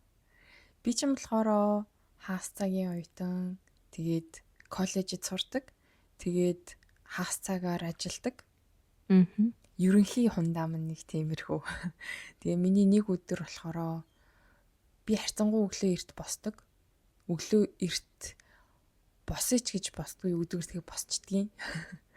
Энэ хотоосоо шалтгаалдаг гэж магадгүй. Манай хотод эрт нар манддаг болохоор бас тэгдэг гэж магадгүй. Би нэг 6 гээл хаяа бараг 5 өнгөрөөгөө сэрх үе байна. 6:30 8 хүртэл бол унтсныгаа бас та санах. Унтсан л баг. Гэтэ айгүй ховор. Вау, чи 6:30 гэж босд юм уу өглөө болгон? 6:30 тийм 6:30 гэвэл нөөрэс ирчтiin. Тэгээд ажилтай өдөр бай, амралтын өдөрч бай, ер нь их ялгаагүй дээ. Тэгэд би ямар ч орой унтсан байсан өглөө сэрдэг цагтаа сэрдэг нэг тийм юутай. Зуршилтай. Зуршилтай юм шиг. Эсвэл бол бас манай энэ нөгөө нэг хот чинь жоохон юм tropical area болохоор би би хаусанд амьдардаг байхгүй юм Австрали айлын. Тэгээд угаасаа л ихэнх айлууд тэгж амьдардаг л та. Тэгээд нөгөө ерөнхийдөө хан нэмхэн тэгээд хаус чинь ингээд орон сууц муцыг бодвол нилээн одоо гадаа шууд уурахад л сонсогддог. Тэгээд тэр нь айгүй сайхан, айгүй гоё. Тэгээд өглөө яг 4:30-аас шуунууд жиргэж эхэлдэг байхгүй юу? Nice. Нэр тэрэ гоётэй Австралид амар байгаль дөрхө санагддаг шүү дээ. Тэгээд манай шуунууд намайг сэргэдэг ба. Сэрүүлгэн гэсэн чинь шуу. Тийм, шуу. Тэгсэн жинхэнэ шуу. Тийм, айгүй гоё санагддгөө. Тэгээд өглөө ер нь эрт босох дуртай. Өглөө болохоор хэдийн нөгөө нэг манай ажил ер нь flexible 7-оос 9 цагийн хооронд эхэлж болдог. Тийм, тэгээд би болохоор 9-өөс л эхэлт юм дөө. Хаяа явах вэ гэрт очих үе байна. Тэр нөгөө өглөөрт боссон ч гэсэндээ яг ер нь тантай төстэй slow morning хийх дуртай. Ингээд цайхан тавиа уугаад тэгээд өглөө нэг йогийнхаа ингээд орчдөг ч юм уу, ер нь нэг тухайн үеийнхаа мэдрэмжийг харж агаад ажилдаа явахаас өмнө йог хийдэг. Тийм on and off хийдэг байсан. Сүүлийн үед эргээд бас нэг гэртэйгээ ойрхон нэг студ олоод тэгээд тийшээгээ орчод байгаа. Айгу амар нэг 5 минут алхаал орчтой. Nice. Тийм тэгээд ажил дээр бол яг л ажиллаа л хийдэг. Яг л ажиллаа хийгээл ажлаас гарахдаа би ажиллааг үлдээгээд гарандаа л гэж боддог. 9 цагт эхлээл 5 цагт дуусна. Тийм тэгээд яг хөө тэр ингэж хүчээр өөртөө сануулдаг болохоос биш бас би яг үндэ ажиллаа аваад гардаг юм баггүй юу. Өөрөд гавж байгаа гэрдэг юу. Тийм тэгээд нөгөө нэг 2 офисын дунд ажилладаг болохоор байнга компьютераа ингээл нөгөө нэг үрээл явдаг. Яхаа тэр нь ингээд би бас заримдаа Монголд байхад чи офис дээр ингээл компьютер бүх юм ингээл үлдээл хоцордог штеп. Тэгэхээр бас айгу амар исэн юм шиг. Тэгээ нөө байнга ингээл ажиллаа үүрээд яваад байгаа юм шиг заримдаа ингээд жоон төвхтэй санагдахгүй ёо. Ингээд амар орхичдаг байсан бол амар ахгүй гээд. Сурин компьютер байхгүй юм. Сурин компьютер байгаа. Тэгтээ ингээд десктопууд байж байдаг. Тэгтээ хүн болго өөрийнхөө лаптопыг холбоод ажилладаг байхгүй юу? Зүг. Тэгээ ажиллаас лаптопоор ингээ хангацдаг. Тэгээ офис дээр бол десктопууд байгаа. Тэгээд ажиллаа хийж дуусаад тэгээд ер нь бол жоохон би чинь 3 өдөр ажилладаг. Тэгээд заримдаа миний хичээлийнхаа амралтын үеэр би нөгөө нэг илүү цаг ажиллах боломжтой байдаг. Тэгээд оюутнууд Австралид идэг оюутнууд ч 24 цаг ажиллах хэрэгтэй байдаг хгүй хуулийн дагуу 7 хоногтой. Хичээл орж байгаа үед бол хагас цагаар хичээл орж байгаа үед хагас цагаар гэсэн үг. Тэгээ би үндсэн ажил дээр 24 цагаа хийчихэж байгаа болохоор би хичээлтэй үед илүү цаг хийх боломжгүй байдаг. Тэгээд хичээл амарсан үед болохоор би нэг газар зөөгч идэг ресторанд. Тийм тэр ажилдаа би бас нэлийн дуртай амар фан санагддаг. Би ер нь жоохон хүмүүстэй ингээл яриад нэг юм жижигхэн юм яриад нэг юм жоохон socialize хийх дуртай юм баггүй юу. Тэгээ тэгэх тусмаа илүү ингээд ирчүүч ингээд авдаг гэх юм уу. Тэгээд хичээл амарсан үед одоо жишээ нь сая нэг Christmas-ийн үеэр ингээд урт амралт болсон. Тэр үеэр нилээн шахуу ажилласан. Тэгээд мэдээж нөгөө нэг байнга бас тэр боломж олддгоо болохоор аль болох сайн ажиллаад нэг жоохон мөнгө ураад авчий гэж боддог. Цаашдаа нэг сургалтынхаа төлбөр одоо тантай харьцуулах юм бол нөгөө сургалтынхаа төлбөрийг төлдөг болохоор тэгээ нөгөө стипенд авахгүй болохоор тэгээд өөрийнхөө одоо бүх зардлыг өөрөө даадаг учраас тийм тэгээд нилээн бас ядарсан. Үндсэн ажлаа дуусчингуудаа эргэж оройн шифт хийгээдсэн аахгүй юу. Тэгээд нөгөө бүх амралтынхаа өдрүүдээр бүгдэн дээр нь ажиллаад ерөөсөө нилээн амралтгүй шахуу нилээн явсан. Тэр үед бас жоохон ядарсан. Тэгээд үндсэн ажил маань жоохон бас ингээд нэг юм дэгэн догон болох. Тэгээд одоогийн нөхцөл байдал байгаад байгаа сэтгэл санааны бас асуудал тэр үед нэг жоохон ингээд юу алдсанаас бас болсон байж магадгүй, хитрхийх ажиллаад бас өөртөө ачаал өгснөөс бас болсон байж магадгүй гэж бодоод байгаа. Тийм яг одоогийн нөхцөл байдал дээр болохоор бас хичээл амарсан байгаа. Тэгээд одоо болохоор тийм амар шахуу биш. Ягаад тэгэхээр бас нөгөө Christmas-ийн үеэр чинь манай хот чинь нөгөө нэг турист area учраас үйлчлэгээний газрууд, ийм hospitality энтер нэлийн ихсдэг байхгүй юу? Тэгээд тэр үед аягүй завг байсан. Одоо болохоор харьцангуй гайгүй. Ягаад тэгэхээр өвөл болж байгаа. Тэгээд жуулчд багасж гин. Тэгээд тийм болохоор бас ажлын shift энтер багасж байгаа. Харьцангуй нөгөө нэг цочид багтай байгаа учраас. Тэгээ нэг зарим оройноо ажиллаад тэгээд би бас нөгөө нэг хөдөлгөөн, дасгал хөдөлгөөнтэй байх энтер гэдэг нь бас миний чухал тантай адилхан. Тий. Өглөө йог хийсэн болвол маргаашийнх нь оройн нэг жим ороод жоохон юу өргөчдөг ч юм уу те, нэг жоохон дасгал хийждэг ч юм уу. Гэхдээ on and off байгаад яагаад тэгэхээр бас нөгөө нэг миний амьдралын имэлжин байнган гэж солигдчихдаг болохоор нөгөө хичээлийн амралтаас шалтгаалаад тэгж аяалцч ажил хийдэг үедээ ингээд хитрхийх өөрийгөө ажилуулад дасгал хийн гэдэг чинь айгүй хачаал учраас бас тэр үед ингээд зогсоодог. Тэгээд тэр үед болохоор бас хөдөлгөөнтэй байх сүүлийн үед хөдөлгөөнтэй байх үүднээс за яаж нөгөө нэг өдөр чинь амар богинохон байхгүй юу. Тэгэхээр яаж энд ингээд эвтэнхэн яг хиймэр байгаа юмнуудаа оруулах вэ гэж бодсон чинь за би алхаж болох юм байна гэд. Тэг би гэрээсээ нөгөө ажил руугаа алхахдаг болсон сүүлийн үед. Тэнгүүт нөгөө workout хийчихэж байгаа юм шиг санагдаад байхгүй. Одоо нэг хэдэн минут алхахгүй? 40-50 минут ч юм уу. Вау. Тийм нэг 5 орчим километр. Гэхдээ бас жоохон хүнд ингээд өөргөвч үрээд тэгээ нөгөө хурдны замаар ингээд дагаад алхдаг. Яг нэм гоё юм хотоор алхдаггүй. Яг машин зам дагуу гэсэн үг юм шүү дээ. Тийм жоохон нэг тийм болохоор бас ингээд надад жоохон урт зам тулаад байгаа юм шиг мэдрэмж төрдөө. Ингээд нэг юм сатаарах юм жоохон багтай ахгүй замд. Чигээрэл алхаад идэг болохоор. Гэтэ яг сонирх өөрөө нөгөө нэг хийж байгаа юунда хөдөлгөөнтэй байгаа да баяртай байдаг болохоор тэрийг ерөөсөө тгийж хэцүү санагддгүй л дээ. Нөө Монголд байдаг байхад чинь төгжрэлтэй учраас би байн алхадаг байсан. Тийм тэгээд тийм болохоор алхах гэдэг бол надад нэг тийм амар асуудал биш. Тэгээд алхалтаар ингэж яаж байгаа. Тэгээд сүүлийн үед болохоор нөгөө нэг хичээл эргэж оронгуут гайгүй нөгөө ажиллаа хийхээ болчихж байгаа байхгүй юу. Тэгэнгүүт за одоо ингэж жоохон йоганда яваад эхлэе, нөгөө нэг жим рүүгээ яваад эхлэе гэдэг ч юм уу. Тэгээд бас нэг яг байн ямар нэгэн өөрийнхөө дуртай хийх дуртай юмгаа л заавал байлгахыг хичээдэг. Тэгэд би болохоор бас бүжгэлдээ. Тийм. Би бас бүжгэлдэг. Хоёулаа өөр адилхан те тэр тэлтэй. Тийм. Тэгээд надад болохоор бүжгийн ангид явдаг байсан. Тэгээд бүжгийн ангид нэг 4 сар орчим явж байгаа. Сүүл рүүгээ яваа болцсон. Бас л ажлаас холбоотой болол хуваар өөрчлөгдөх болол болцсон. Тэгээд харин нэг тогтмол аль болох хийх гэж хичээдэг юм болохоор 5 дахь өдөр болгоны орой парти тий. Social dancing болдог. Тэгээд social dancing-д очиод аль болохны 2 цаг гэж юм уу. Аль болох тасралтгүй бүжгэлчий гэж боддtiin. Тэр бол яг кардио болдог хгүй юу? Яг сайхан хөлрөөд тийм тэгээд эрдэн 7 хоногт нэг бол жоохон багтах юм шиг санагдал идэв. Чадвал нэг 7 хоногт нэг 2 удаа бүжгэлчих юм бол болно. Сэтгэл санааны хувьд ч тэр тасгал хийж байгаагийнхаа хувьд ч тэр ер нь айгүй гоё болдог. Тэгээ би өмнө нь болохоор 7 хоногт 2 өдөр бүжгийн анги хийгээд 1 цагийн хугацаатай ажлын дараа.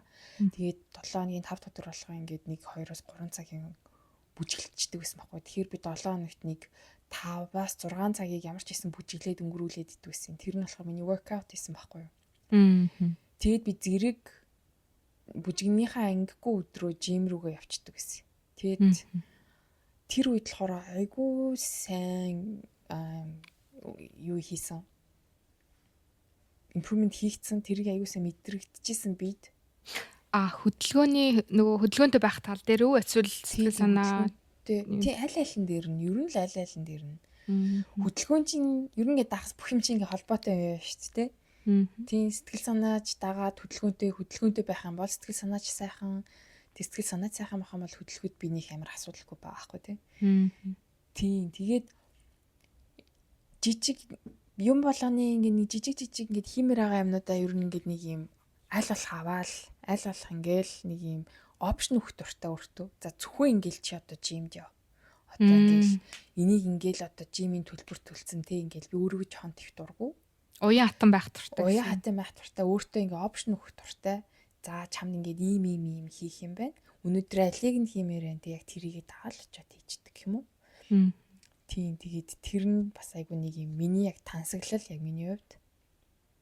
Тийм тэгээд тэгэл ер нь өдрөнгөртөгдөө те би гэртээ бол ер нь эрт ирдээ. Тийм ажиллаад хараад шууд гэртээ ирэх үе байна. 5:30 гээл ирэх үе байна. Заримдаа зүгээр л гоё кино үзээд заримдаа нэг жоох ингээд унтахаас өмнө нэг уншаад, уран зохиол уншаад унтах үе байна. Ер нь амар юм тайван байх дуртай. Өөрийгөө амар ингээд шахаал. Тэгээд байсан үе байгаа нэг хэсэг. Тэгээд нөгөө нэг ийм одоо ингээд өөрийгөө ажиглаад тахаар нэг ийм богино хугацааны гол өгсөн байсан байгаа байхгүй юу? Тийм тэгээд одоогийн байдлаар миний гол гэх юм уу ерөнхий нэг ийм өөртөө өгсөн байгаа нэг ийм амьдралын хэмнэл нь болохоор жоохон чийл бай. Жоохон ингээ гоё enjoy хий. Тэг ингээ ганцаараа байна, оюутан байна, ажилтай байна. Юунд санаа зовох хэрэггүй ингээд байх боломжууд байна шүү дээ, тий. Тэгэхээр ингээд хиймэл зовлонгууд гаргаж ирээд ахгүй. Заавал өөрийгөө ингээд нэг тэгээд авах. Тэгэхдээ угаасаа чи тэрнийхээ төлөө явж байгаа. Угаасаа чи нэг юмныхаа зорьсон юмныхаа төлөө явж байгаа. Тэгэхдээ би тэр дунд ингээд шантармаарг байгаа учраас аль болох өөрийгөө зорьсон юмдаа хүрчээсэй гэж бодоод нөгөө нэг гол жижигхэн гоолууд байна. Гэтэ нэг том гол гэж яашт тий. Нэг 5 жилийн зорилго ч гэдэм үү. Тэрэндээ нэг өвтэйхэн ингээд ирүүлэр хүрчээсэй гэж бодож болохоор аль болох өөрийгөө жоохон хайрлаад явж байгаа л гэж хараад байгаа. Тийм нэг дүнгиж ирчээд болохоор нилээн шаргуу, нилээн тийм hard working байсан шүү. Тийм тэгээд тэр бол бас яалтчгүй танихгүй газар байгаад бүх юмд танихгүй болохоор ч хүн угаасаа энэ нэг юм өөрийгөө хамгаалах нөгөө нэг инстинкт хөдөлтөрттэй юм болгоод бэлэн байх хэрэгтэй юм шиг санагдав. Тэгэл ингээд нэг юм санхүүгийн хувьд ч гэсэндээ би бас ингээд бэлэн биш Үнэ. Тэгдэг. Тэгэл ингээл гинт би өвдүүл яах вэ? Гинт ингээл яах вэ? Тэр болох надад болж байгаа байхгүй юу? Тэгээд гинт ингээл би хатгаа ингээд юусаа тусч байгаагүй хэрнээсээ эн чинь ингээ хаярыг хатгаа тусаад тэгээ би яалтчгүй emergency явах шаардлагатай болвол тэл тэнгүүд чи ингээд $1500 ингээл чаарч хийх ч юм уу тий. Тэгээд тэр болгонд би ингээд бэлэн байх хэрэгтэй байна. Гэт амар юм олон юмнууд ер нь бол ингээд тохиолдол байхаар байсан. Тэгээд яг нь тэр болгоно ингээл юм тасдаг юм байна л та. За нэг ингэж за нэг юм хийм байх гэдэг ч юм уу. Тийм. Тэгээд эрт унтдаг. Эрт унтах гэж юу хичээдэг. Гэхдээ заримдаа ингээд жоох стрессцэн үедээ ч юм уу нойр бас хулж хуй байдаг. Тэгээд хэрвээ нойр хулчих юм бол маргааш нь нөхөд унтчихыг боддیں۔ Заримдаа би бүр амар эрт унтчих 8 гээд ч юм уу бүр хамаагүй надад ер нь бол цаг хамаагүй тэ өөрөө унтмаар санагдах юм бол сайхан унтаал 12 цаг ч хамаагүй өдөн цаг ч хамаагүй. Гэхдээ их хвчлэн ер нь бол 8 цаг унтах бол миний яг зөв надад хэрэгтэй нөрөхгүй юу. 8-аас бага унтах юм бол жоохон ер нь ингээд бас яг гоё амарсан мэдрэмж авахгүй. Тэгдэг. Надаас адил. Тэгээд 10-аас бодолж өгвөл эрт эсвэл нэг 10 цаг 10-аас 11 цагийн хооронд унтах гэж хичээдэг. Тэгээд өглөө угаасаа өөр эрт цэрчдэг болохоор тэгэл айгу сайхан эрт цэрэл дараагийнхаа өдрийг эхлүүлэх. Ирч хүчтэй болж байгаа. Ирч хүчтэй байх тийм хамгийн гол нь тэгээд энэ болохонд зөв бүтэн сайхан амарсан зөв сайхан хоол идсэн хүнээс яг л угаасаа зөв шийдвэр гарна шүү дээ. Тэгээд энэ болгон дээр чинь би өөрөө ганцаараа нүрт болж байгаа. За ингэжүүл зүгээр юм биш үү миний хүү гэд хэлээд төх аав ээж маань байхгүй энэ яг одоо. Тэгэхээр ер нь бол айл болох ингээл айгу тийм эвтэйхэн л өөртөө ингээд ажиллаж ийл гэж боддог болохоор яг ингээд сүүл рүү яг тийм болцсон.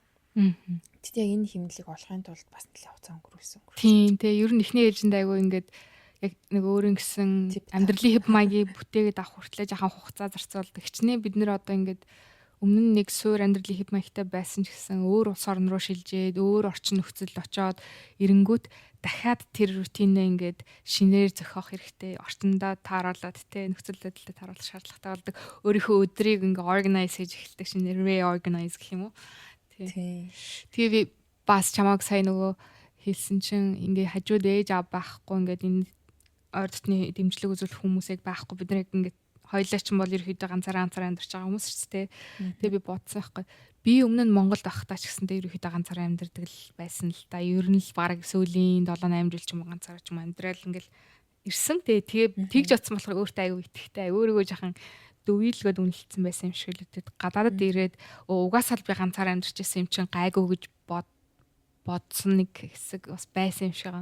Тэгээд энд ирсэн чинь үгүй ингээ ганцаараа амьдрна гэдэг чинь одоо Монголд байхдаа бол би өдөр болгон ажлынхантайгаа уулзж байгаа гэрийнхэн маань хаяад ирнэ найз нөхдөйгөө одоо ажлын дараа ханги аут хийдэг тийм community бол access бол надад өдөр болгон байсан учраас би тэрийг юусаа анзаараагүй тэрийг ингээд tag advantage болгоод ингээд байх л ёстой зүйл юм шиг бодоод би л ганцаараа энэ чинь авлаад байна гэж бодсон байхгүй. Тэгээд яг тэр одоо дэмжлэг support system байхгүй болоод гадаадад ганцаараа ирсэн чинь яг одоо ч гэсэн хайда struggleдаг нэг connection дутагдах үе байдаг л да. Нийгмийн харилцаанд орох хүмүүстэй ингээд ярих emotion юм болж байгаа маа ингээд арай нэг surface level-аас дахиад жахан гүнзгий ярих ч юм уу тийм хэрэгцээ дутагдж байгааг анзаардаг. At the same time би юу анзаарсан бэ гэхээр нөгөө чиний хэлдгээр ээж аав найз нөхөд нөгөө дотны хүмүүс чинь байхгүй байгаа энэ цаг үед би яаш тэ өөртөө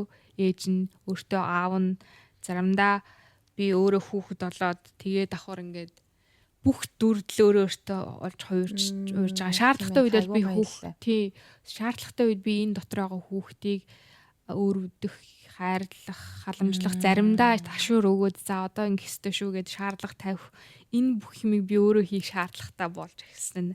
Гэхдээ эн чинь өөрөө бас айгүй ингээд хүний хувь хүний хөгжилд амар их чухал төлөвлөцөлт юм бэлээ эрэг талаараа ойлгож чадах юм бол шүү дээ. Тийм. Энд чи ирснээс хойш бол амар их зүйл өөрчлөгдсөн шүү. Яг айгүй гоё journey эхэлсэн явж байгаа. Яг тийм. Энэ өстой шаал өөрл байдаг гэдэг яг тэр л юм байна лээ. Тэгээд одоо хоёул чинь тэр хүмүүс нэг эхлэх юм ярьжсэн нөгөө жижиг юмнуудад appreciate хийнэ гэж хэлжсэн шүү дээ. Одоо жишээлбэл ингээд өдрийг ерөөхдөө хоёул амар бүхэлчлээ ярьчлаа. Тэгэнгүүт чиний өдөр тутмын амьдралаас авдаг бүр ингээд жижигхэн таны жижигхэн юмнууд тэгээд тэр чинь чамд айгу утга учиртай. Яг хэвдээ ингээд хүмүүст одоо шилбэл өглөө шувуу донгодохыг сонсоод сэрхэнд хүмүүст бол заримдаа гайтай яж болно шүү дээ. Тэгэхэд зарим шуунууд ч бараг алах гэж байгаа юм шиг орилдог үстэй. Яа, цаанад амар шүү дээ.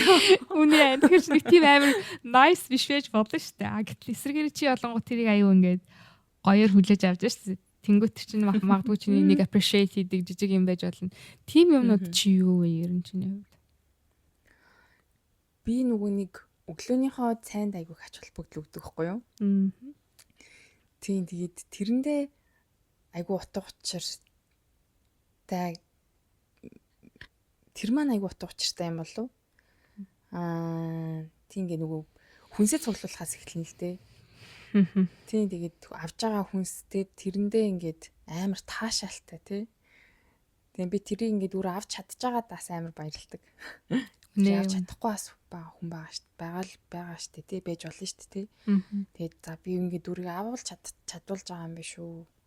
За тэгээд ингээд бас намайг ингээд provide хийж байгаа юм гоё ихтгэлхий байд юм байна. Би яг жоохон мэдрэл мотой амар нөгөө нэг гэгэрсэн нэг бохоо шиг юм сонс. Би гэгэрсэн ингээд ядгүй гэгэрсэн. Нэрээ тоглоомч хүн наа чи яг болд юм аа. Одоо Монгол шиг амар юм гоё хоол хүнсний юмны тал дээр үргэлж асуудалтай байдаг улсаас ирсэн хүний хувьд яалт ч үнэн багхгүй юу? Тэр бол харин яг тийм учраас тэгдэг бахтаа гэж би боддیں۔ Үргэлжлээд нөгөө идж байгаа юм нэг зан газар хүрсэнд ингээ баярлна. Ингээд амар гоё ногоо оруулж өгч байгаа ч юм уу. Тийм тэгээд ингээл гой санагта. Тэгэд одоо нөгөөд тулыгаа ингээд шараал ингээл хураал утгаал те. Тэр нөгөө нэг тавглахтаа бид нилээн ач холбогдол өгдөг. Тэгээ нэг aesthetic талаасаа гоё харагддаг. aesthetic талаасаа тийм ер нь бол нүдэрээ иддэг гэж бас боддог өөрөө илүү. Тийм тэгээд нэг food Instagram хийдэг. Тэгээд тэр Instagram маань ингээд хөрхийн 1000 дагагчтай. Гэтэ тэрэн дээр нэг 2 хүн л бараг лайк таардаг. За миний зургнууд тийм манай найзууд тэр нь. Тийм амар лаг одоо content creator амар лаг ингээд food Instagram хийгээд байгаа хүн биш байхгүй юу? Яг үнэндээ тэр нэг хаяа бүр лайк авчихгүй байна. Гэтэ тэр нь надад амар чухал биш. Зүгээр л хийж байгаа юм тэр нь. Чи тэрийг тэгтээ өөртөө зориулж илүү би өөртөө л хийж байгаа юм. Тийм тэгээд заримдаа ингээд нөгөө нэг би тэрийг eating diary гэж хэлдэг. Заримдаа одоо өдрийн тэмдэглэлээ бичнэ. Эсвэл хийж ах төрсэн мэдрэмжээ бичнэ. Эсвэл бол юу ч бичиж болно тэрнчээ description дээрээ. Тэр бол ингээд ийм бяцхан миний надад ингээд амар мотивашн өгдөг. Илүү ингээд гоё бүтээлч байх нэг юм уран болтогч юм шиг. Эргээд өөрөө харахад аюу гоё ингээд скроллтаад ингээд харахаар. Тэгээл гоё янз бүрийн нөгөө хоолны жорууд унших дуртай. Тэгээд хоолны тийм ер нь хоол хийх хоббит байхгүй юу? Тэгээ тиймэрхүү ингээ хүмүүс их тагтаа тогооч нар гоё ингээд сонин юмхнаар ингээд хоол хийждэг ийм контент үзэх дуртай. Тэгээд тэднээсээ санаа аваад тэгээд бид нар чи яг нөгөө таны хэлсэн чинь үнэн байхгүй юу? Бид нар чинь хоолны бодлогосрал айгу багтаа хүмүүс байхгүй юу? Баггүй юу гэдэг амарлаа ярьсан. Юм байлээ л дээ. Төмөслөө байцаанаас цаашлахгүй шүү дээ. Бас жоохон яг үндэ ингээд нэг одоо барс дээр зардаг ногоонуудаа ингээд бодохоор тийм ээ сүүлүүд гайгүй л болсон л ахал да. Гэтэ ингээ хүн болгон дээр ондоолах ямар айл төссөн шалтгаалаа зөндөө юм ярьж болох бах тий. Миний хувьд бол яг л жирийн л дундаж аль хүүхэдтэй. Тэгээл тэнгуут чинь надаа ингээд идэж үзээгүй ногоо жимс амар их байсан байхгүй юм чирээд. Тэр болгоом амар юм passionate болгосон гэх юм уу? Ингээд идэж үзмээр нэг яаж болгох юм бол юутай ингэ шараад эний чи ингээ масланд ингээд болгох юм байна ч гэдэм үү.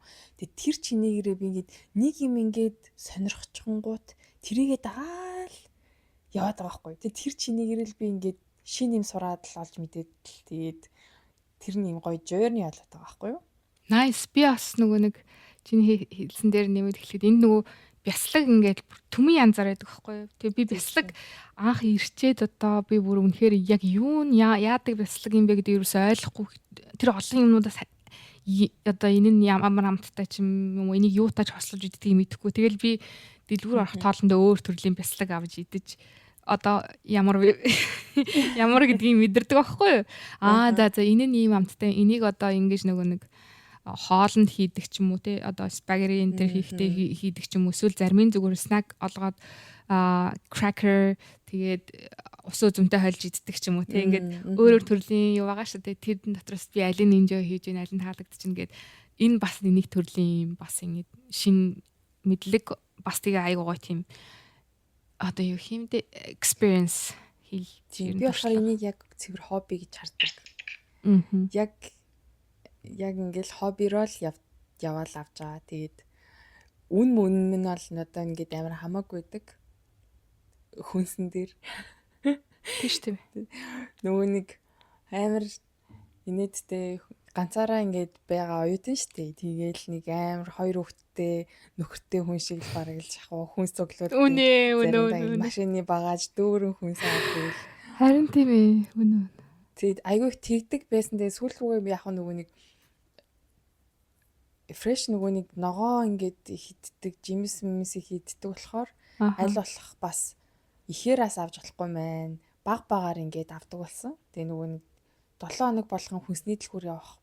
Хүнсний зах явах бас миний хувьд амар юм. Яг бас нэг хобби, яг нөгөө бүжиглэх дуртай гэдэгтэй адилхан. Тэгээ яг нөгөө гоётэй энтхийн захууд нь бүр амар гоё шүү дээ. Ёо. Нэг хэсэг юм байна л та тий. Тэгээд нөгөө нэг жижиг юмнууд аваад яг өөртөө зориулаад тийм айгу appreciate хийдэм бай. Хамгийн их appreciate хийдэг юм гэх юм бол тэр байна да. Нар айгу гоё мэдгүй нэг юм тэнгэр үүл мөлнүүд хүртэл амар гоё. Тэгээд энэ чинь бас нөгөөний улирал улирлаасаа шалтгаалаад моднууд цэцгэлдэг шүү дээ. Тийм штэ амар гоё те. Би бүр Тэр амар модуудыг хараад үгүй тэр нэрээ мод нь хүртэл цэцэгтэй байх гэж бодож ирсэн. Үгүй харин тийм. Тэгээд нөгөөний ингээд навчнууд нь унцдаг штэ газар. Тэгэл ингээл гიშгээл ингээл яваад чинь. Энийг тийм улаан амар романтик амар тийм luxury санагдаж надаа. Тийм. Яг нэг клипэн дотор явж байгаа юм шиг. Тий. Ер нь айгу гоё. Тиймэрхүү үндэс appreciate хийд юм байна. За, таны хувьд юу байна?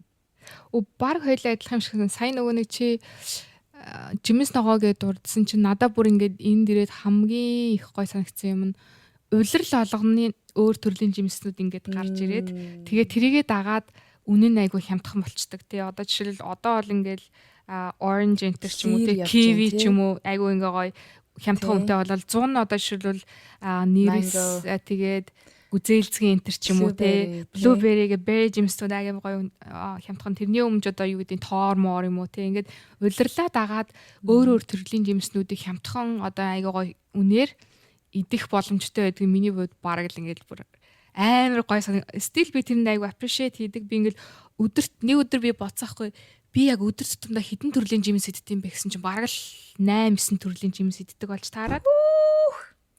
Гүг ингээд тоолохоор чи ч гэсэн яг тэгж байгаа ингээд тоолох юм бол ингээд өдөр тутамдаа иддэг жимсүүд их юм бол одоо шүл алим, киви, тоор нэг өдөр бүгдийг нэг юм уу? Гүг ингээд би бол айгүй өөр төрлийнхээ иддэг. Одоо баг өглөөний цайны дараа нэг өөр төрлийн жимс, өдрийн цайны дараа нэг өөр төрлийн жимс, оройны цайны дараа нэг өөр төрлийн жимс иддэг ч юм уу. Тэгээд одоо юу гэдэг өглөө би аль болох одоо карба багасгахыг хүсэж байгаа болохоор өглөө би илүү уурглаг илүү өөх тустай файбер ихтэй хоол үтгийг хүсэж байгаа болохоор өглөөд чихэр багтай жимсээ идээд ч юм уу те өдөр арай том хоол том ийм махтай мэдснийхаа дараа нэг жаахан чихэрлэг төрлийн одоо ус үзм ч юм уу эсвэл одоо rock melon-ыг монголоор юу гэдэг юм боллоо тийм чихэрлэг жимс иддэг ч юм уу тэгээ бодохоор би бүр ямар олон ийм одоо опшн олон ийм жимсний сонголтын дунд амьдарч байгаагаа бодохоор би үнэхээр баярлалдаг нэгдүгээрт. Хоёрдугаарт би яшидэ одоо ингээ хүмүүст байгаль зарим хүмүүсийн усан дайгуу дуртай те зарим нь ингээл байгалийн тодорхой нэг юмнууд дуртай байдаг шүү дээ. Би бол далаад дуртай гэхдээ далаагаас илүү миний сэтгэлийг татдаг юм мод байхгүй. Би модонд бүр үнэхээр хайртай. Гэртээ буй бүр бүтэн мод ургуул юм модтой болоо гэж боддог төрлийн хүн байхгүй юу? Амьд модтой. Тэгээд энд ирсэн чинь бүр ингээд миний хамгийн их сэтгэл татсан юм болохоор цэцэрлэг төрөлнгүүд би бүр үнэхээр enjoy хийдэг заяа. Манай энд одоо хотын төвд яг ингээд хотын төв зүрхэнд botanical garden байдаг заяа. Тэр бол үнэхээр ингээд хэдэн километр тооцогдох том цэцэрлэг төрөл нь. Тэрнээс гадна одоо миний амьдарч байгаа neighborhood одоо area болгоно өөрийн гэсэн ойрхон нэг алхаад ороход нэг 5-10 минутын зайтай өөр гэсэн жижигэн цэцэрлэг төрөлнгүүстэй байхгүй. Тэр нь бүр бүгдээрээ өөр гэсэн дахин давтагдчихгүй. Тэгэл хүмүүс тэнд тоглоол гүүхний гүүгээл хүмүүс хүүхдэд салхилуулаад дунд нь тэр одоо тоглоомын одоо юу гэдэг хөлбөмбөгийн талбай, теннисийн талбай моолаа гэл бүх юм зэрэг байдаг. Мах шарах тэр нөгөө юунууд нь хүртэл бэлэн байж байдаг шээ те ингээд нийтийн зориулт дундаа ашиглах те. Тэгээ бодохоор тэр одоо ногоон байгууламж хүний эрүүл мэнд well being гэж яриад байгаа одоо минд орших уу те тэр одоо эрүүл мэндэд ямар чухал нөлөөтэй ямар айгүйх эерэг нөлөө үзүүлж болохыг би энэ дэрэд мэдэрсэн болохоор би өөр тэрийг үнэхээр манай Монголд ийм байдаг ч болоосаа гэж атаархдаг. Тэгээд тэр олон одоо модны одоо тарцсан байгаа тэр модуудыг бүр үнэхээр тоолж барахын аргагүй олон янзын сортын олон төрлийн моднуудтай. Тэгээл би ингээд эндээс гэрээс гараад манай гэрт хамгийн ойрхон байдаг цэцэрлэг төрөлнг рүү очиход замд нэг мод байдаг байхгүй юу. Тэгээ тэр модны доогуур өнгөрөхөр бүр амар гоё үнэр гардаг. Тэг яг зөвхөн тэр модноос тэр хавьд байдаг модноос л үнэр гардаг. Тэгээ би бүр ингээд тэрний доогуур гараад ингээд ч юм уу доор нь зогсоод үнэрийн өндөрч явахдаа би бүр үнэхээр вау гэж тал. Тийм юмнууд чи хүний ингээд сэтгэл санааг тайвшруулахт ч юм уу те ямар их чухал нөлөөтэй. Би яг Монголд байхдаа ч мэдэрдэг лсэн л да. Гэтэ Монгол нөгөө улирлаасаа шалтгаалаад манайх ч аяга өвөл нь урт хүүтэн болохоор 100 нь тэгж удаан үргэлжилдэггүй. Тэгээ 100 цөөхөн хитгэн сарда бид нар одоо хөдөө яваад тэндээ хит хондог үлээгээ бодохоор байгаль одоо цагийг өнгөрүүлэх нь аяг бага штэ ер нь хувимагдмал те. Тэгэл хот дотор нэг амир их ширингийн дунд амьдардаг болохоор энэ одоо байгальтайгаа ойр байх хэрэгцээ ямар их дутмаг байсныг энэ дэрэл айгу мэдэрсэн дээ. Ер нь тийм шүү. Тэгээд бас нөгөө нэг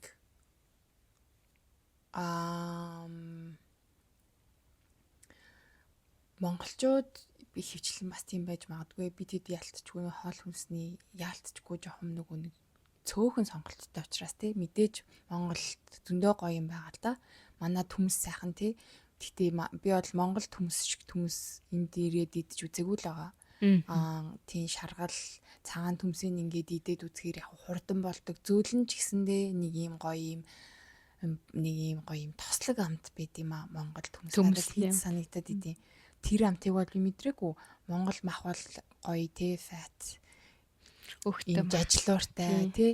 Тэгээд энэ тийч махнууд айгүй зөөлөн болохоор бас бид нар ингээ хангалттай ингээ ийм эрүүгээ ажиллах байгаа юм шиг надад мэдрэмж төрдөө шүү дээ.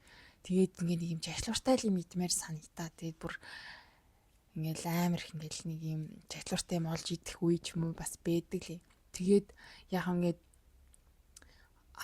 өөр нөгөө нэг орныхоо найзуудын яриаг сонсоод одоо Бразил найзууд маань болохоор Австрали хоол хүнсэнд тимч одоо юу биш. Бас сэтгэл хангалуун байдаггүй. Тэгвэл тэр хэдийн бүр амар тийм тэр хэд чинь бас жинхэнэ нөгөө Amazon те тийм ээ. tropical area хүмүүс учраас одоо Австрали жимсийг ингээ ямар ч амтгүй. Ямар ч одоо юм одоо чихэрлэг амт амар юм сул энтер гээд айгүйх тэгж ярьдээ. Тэгээд нөгөө нэг мэдээж цагаан хүмүүс л болсон хойно эднийхэн чинь бургер, пиццагаа идэн те. Тэгээд тэгэнгүүт одоо тэр хооллынх нь юм ууг ингээд одоо яадаг ч юм уу жоох мяалдаг тэр хүн бид юм лээ. Тэгээд дэлхийн ингээд өнцөг болон марчныг өөр хүмүүс байгаа учраас өөр юм донд өссөн. Тэгэхээр бас тэр хүмүүсийн хувьд appreciate хийж байгаа юм ч гэсэн дагаад өөрөйдөх бах та гэл ингээл. Тийм үнэ. Надад бас нөгөө нэг энд нөгөө нэг хүмүүсийн айгу бардам хэлэх дуртай юмнуудынх нь нэг нь кофе. Яг нь кофег өөрсдөө ч яг тарьдаг улс биш юм шиг байгаа. Нөгөө экспортлдог, гаднаас экспортлдог. Жишээлбэл манай энэ хамт амьдардаг найз байна. Колумб байхгүй. Колумб найз маань хэлжсэн. Манайх кофе тарьдаг орон. Тэгтээ хамгийн харамсалтай нь хамгийн дээд одоо чанарын кофенуудаа гадагшаа одоо ингээд одоо магадгүй Австрали руу энэ бусад улс орн руу үйлдвэрлээд бид нар өөрсдөө одоо дотоодын зах зээл одоо тараагдж байгаа нь ерөөдөө нэг дунд ч юм уу нэг тиймэрхүү чанартайнууд нь байд юм аа. Тэр нь жахан шудраг бус санагддаг. Тэгтээ нөгөө зах зээлийнхаа хуулиар дагаад экспортлох юм бол илүү өндөр үнэтэй байдаг болохоор гэж ярьжсэн л та. Тэгтээ одоо стил Мельбурн одоо миний амьдарч байгаа хотын кофений соёлоор айгүй алдартай. Бүр үнэхээр кофег яг үнэхээр нөгөө амин чанарыг алдагдуулахгүйгээр уудаг гэх юм уу? Одоо Америктэй харьцуулахад Америкч мод нэг аяған дотор гिचнээ олон янзын юу ч хойлоод байгаа. Сүүлдээ бүр кофе гэж хэлэхэд хэцүү юмнууд уугаад байгаа шүү дээ. 10 янзын холцсон тий. Тэрийг аяа ингээд австралчууд ч юм уу нэг жахан юу байдаг шүү дээ. Нэг саркаст хийж ярьдаг те эднэрээ ингээд кофе уудаггүй жинхэнэ кофе уудаггүй гэж нэр яг тийм энд бол кофен дээр нэг их юм бол холихгүй шүү дээ те ингээд сүүтэй жахан чихэр хийвэл хин. Гэхдээ стил кофеин дотор амар олон янзын опшнтэй. Жишээлбэл би нөгөө нэг ерөөхдөө айгүй монголоор бол американо гэж хэлдэг. Манай энд болохоор long black гэж ярьдаг. Long black айгүй уудаг байхгүй уудаг байсан нөгөө сая өмнөх семестр айгүй ядардаг байх та. Тэгээ энэ семестрт миний ядрал энэ төр арай багсаад би нөгөө энергийнхаа энэ юу айгүй зөв хойрлоод эхлэсэн чинь бүр хитрхи гашуун одоо long black энэ төр ууж чадхаа болоод би кофегаа арай зөөлрүүлэх хэрэгтэй болсон байхгүй. Тэгсэн чинь надад латте бас айгүй хитрхи зөөлөндөө байж таарад. Тэгээд би сая ингээм амар олон удаа туршилт хийж агаад миний хамгийн ideal юм болохоор short black дээр magic холингууд хамгийн айтайхан яг миний хүсэж байгаа flavor бөгөөд кофеины хэмжээ гарч иж илээ. Short black дээр magic хоёрын холингууд яг ингээд нэг айтайхан юу тэр бас нэлээд олон наа чи нэлээд ер нь intense сонсогдож байна даа. Яг уу гэхдээ long black дангаараа удгийг утахад арай ер нь надад бол зөөлөн талд ордог байхгүй. Аха. Би танаа хотод очихдоо нөгөө нэг magic coffee гэж ууж үзсэн шүү дээ. Тий. Ямар хөөсөн. Яг би кофе уух нь уудаг. Гэтэ тийм амар өдөр болгоо нөгөө нэг уудаг хүмүүс шиг биш байхгүй юу? Тийм үү. Тий. Уух дуртай. Мгм. Гэхдээ би тэрийг зүгээр юм гоё зүгээр пик хийж уудаг байхгүй. Надад хэрэгтэй учраас биш. Миний бол бүр Тийм. амьдралын түүл болсон юм болохоор яг гэхдээ би хитрхи кофенээс хамааралтай болохгүй тулд өдөрт 2 аяга кофе л өглөөнийхөө цайны дараа нэг тэгээ өдөр завсарлагааны үеэр нэг 2 цагаас 3 цагийн хооронд нэг уудаг л та. Тэгээд тийм болохоор миний хувьд бол наа чи яг жинхэнэ нөгөө productivity бүтээмжээ нэмэгдүүлэх сэргэлэн байханд тулд уудаг юм болчиход байгаа юм ерөөсөө л үед. Enjoy гэж уухаасаа илүүтэйгээр тийм. Би болохоор кофег жоохон dessert маягаар уудаг. Өглөөнийхөө цаг уусныхаа дараа ч юм уу тийм эсвэл өдрийн хоолны дараа нэг амттай юм идмээр санагц үедээ ч юм уу. Тийм заримдаа болохоор бүр яг ингээд нэг юм сэргээш болох юм болов уу гэж бодож уудаг үеч байгаа л юм. Гэхдээ тань шиг бол биш юм байна уу. Тэгээ magic coffee гэж ууж үтсэн надаа болохоор жоохон хатуу санагдсан. Тий. Чи юу уудیں۔ Ямар би ер нь бол латте уудیں۔ Тийм. Тэгээд сахаргүй almond сүтэй уудаг. Би бол ерөөсөө сүү хийдгүү бүр хавын хавар тасхар кофе уудаг байсан. Монгол тахтаж тийм байсан л да. Тэгээд энэ дээрээ бас тэгсэн. Гэхдээ одоо ер нь харин жоохон кофеинээ багасгахгүй бол жишээлбэл би одоо ингэжтэй байхгүй юу? 3-аас хоошо кофе уух юм бол орой нэг унтах ёстой цагтаа унтахгүйгээр ингээд нөгөө тарих ажиллаад ерөөсөө амар нөгөө кофеин бие боловсруулж гарах хугацаа нь хамгийн багадаа утгад баг 8 цагийн гэж ярьдаг баг шүү бараг. Тэгэнгүүт чинь тэрнээсээ оройтуулаад уучаар кофеин байгаад байгаа болохоор ерөөсөө стил ингээ би нөгөө амрах ёстой хугацаанд амардаггүй болохоор би 3 цагаас хойш ерөөсөө кофе уухгүй байхыг аюу хичээдэг. 3 цагаас хойш уух юм бол нэлээд тийм лайт латте ч юм уу кофеин багтай сүтэй ихтэй юм уухгүй бол баг уухгүй тий. Тэгж яахгүй бол ерөөсөө хамаагүй. Кофего яаж хийж ийн под кофе жинус гол кофеныхаа үрийг аваад бутлаад гоё.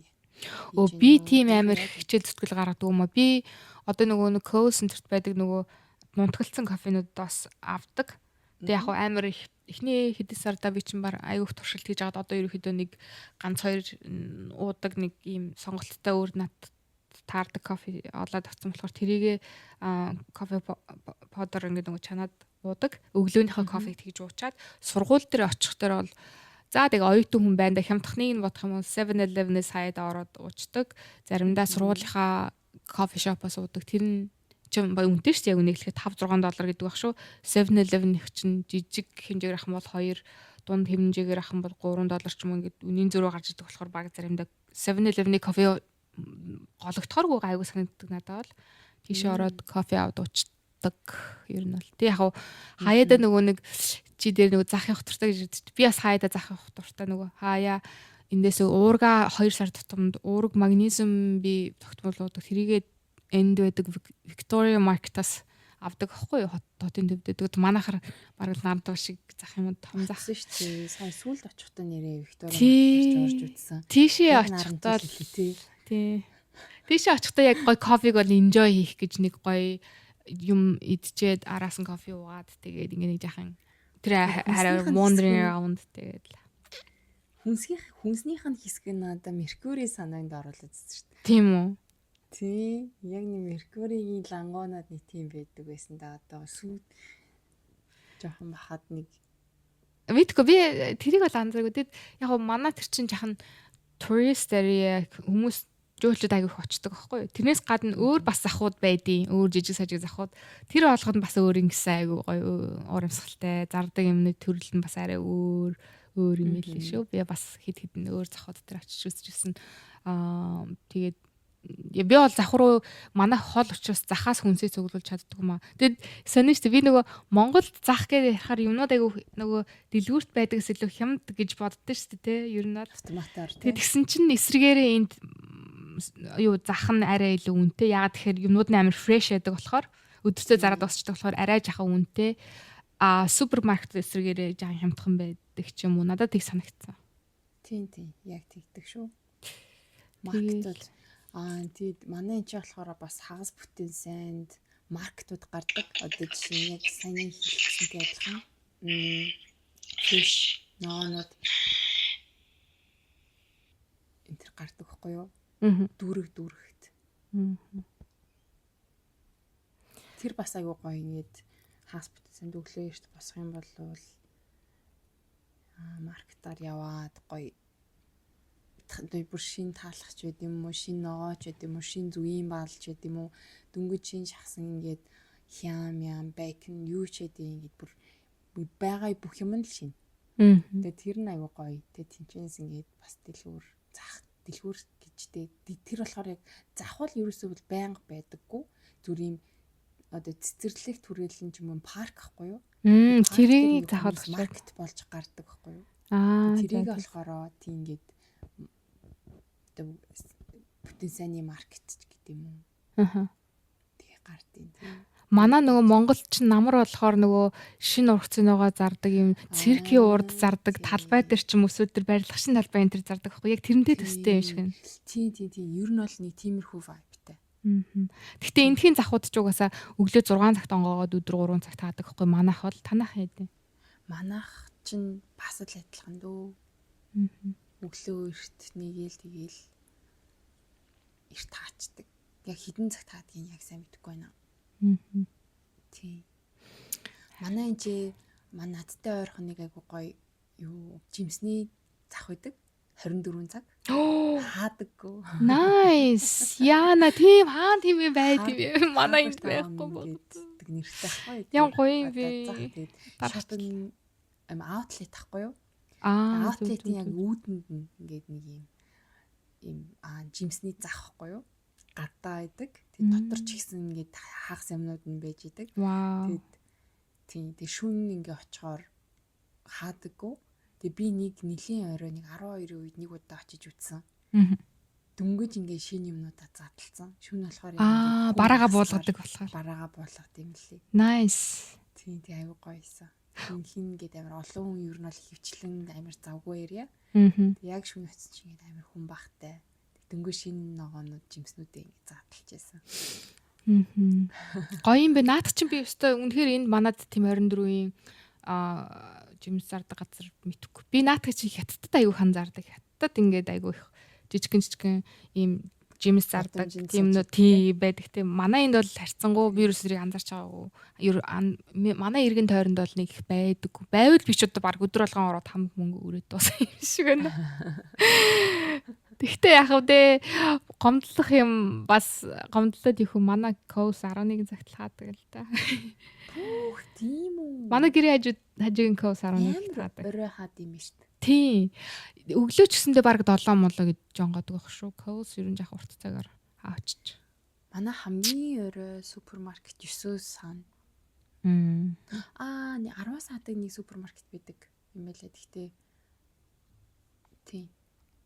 бүх супермаркетууд тийм биш. Тий.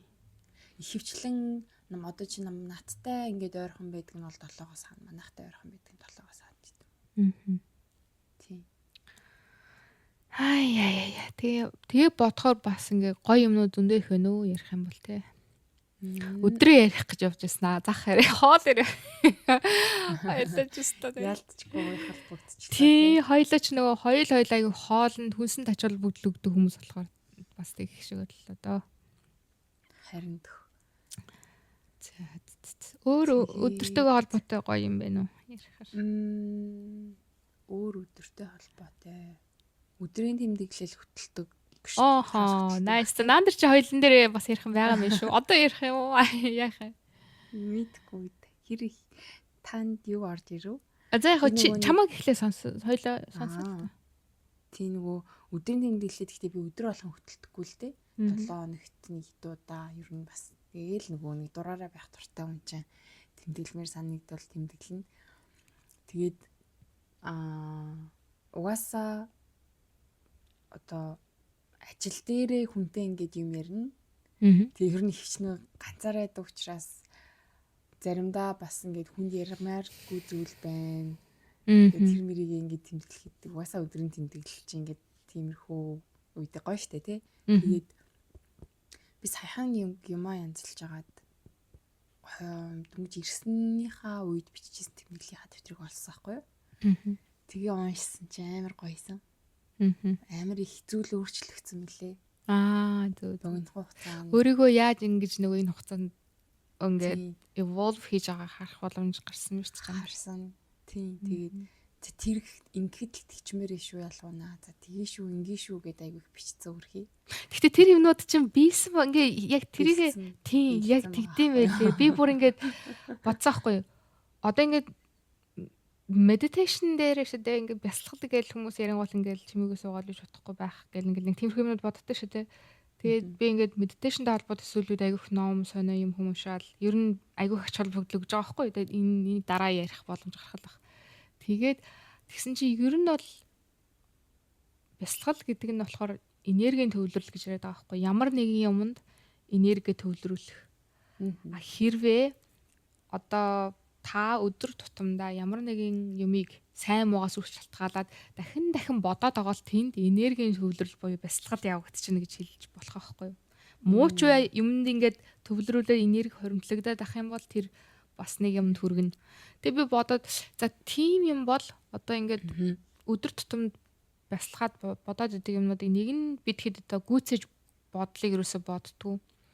Тэгээ би өмнө нь ер нь нэг 7-8 жилийн өмнө цаасан дээр бичдэг байсан тэмдэглэл. Тэгээ одоо ч гэсэн надад тэр тэмдэглэл нэвтрүүд байдаг. Гэхдээ ерөөхдөө бол тогтмол биш. Зүгээр ингээл амар ингээл апсет болсон ч юм уу жахан одоо гонхтай үед нэг юм сөрөг сэтгэл хөдлөл мэдрэгцэн үед байгаа бол тэрийг тайлах гэж бичдэг байсан юм билээ. Олон жилийн өмнө. Тэгээд дараа нь бас нэг жахан privacy энтрэ бодонгуудаа тэгээд гараар бичих чинь бас ер нь жахан хэцүү шүү дээ. Их юм бичих үед ч юм уу гарч хэлээд. Тэгээд би онлайн одоо ингээд дайри хөтэлдэг тийм сайтад байдаг байхгүй юу? Тэрэн дээр айгүйх юм бичдэг байсан. Онлайн тий дараа нь би чамтай хуваалцъя. хэлвэл хүмүүст бас хэрэгтэй юм болов. Penzu гэдэг нэг тийм сайт дээр penzu.com гэдэг тэр болохоор үнгөө. Гэхдээ яг мэдээж нөгөө зарим нэг юмнуудыг н төлүүдийг н идэвхжүүлэхэд төлж болно. Гэхдээ ерөнхийдөө ашиглахад зүгээр ердөө юм бичихэд ашиглахад бол үнгөө байдаг байхгүй. Тэрийг би одоо сүүлийн бараг 5-6 жил ашиглаж байна уу да бас. Тэгээд энд ирснээс хойшоо сая би өнгөрсөн оны сүүлээс эхлээд буцаад гар тэмдэглэл рүүгээ орсон байхгүй юу? Тэгээд нөгөө тэмдэглэл бичих дэвтэр хаагаад. Тэгээд би чинь дэвтэрний цаасанд агай өгч өгдөг хүн байхгүй юу? Чухал. Тийм. Тэгээд одоо ингээд юутай лайнуудтай ингээд цааснууд идэг байхгүй юу? Ингээд тууш ч юм уу, дөрүүлжин ч юм уу. Тийм болоод ирэхээрээ тийм цаасыг харахаар айгу цаасны чанар муутай. Гадаа хавцсан айгуу гой санагдаад байдаг. Цаасан дотрын нэгэд хаянгууд ингээд юм бичгээс цаана давхар ингэ мэддэг ч юм уу те. Би тийм цаасанд амар дургу. Тэгээ би дандаа нөгөө нэг скетч гэдэг юм зурдаг цаас гэдэг сулгуу.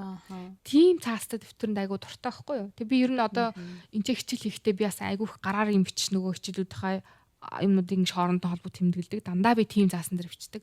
Тэгээ сая оны төгсгөл би ер нь дахиад буцаад гараар бичиж эхлэгээд нэг хэсэг баг нэг өдөр айгуу чухал ач холбогдол өгөөд хотын дөөрөө айгуу юм нөгөө stationery бичих хэвэн дэлгүүрлөө очоод баахан дэвтэр харж агаад нэг юм дэвтэр авсан.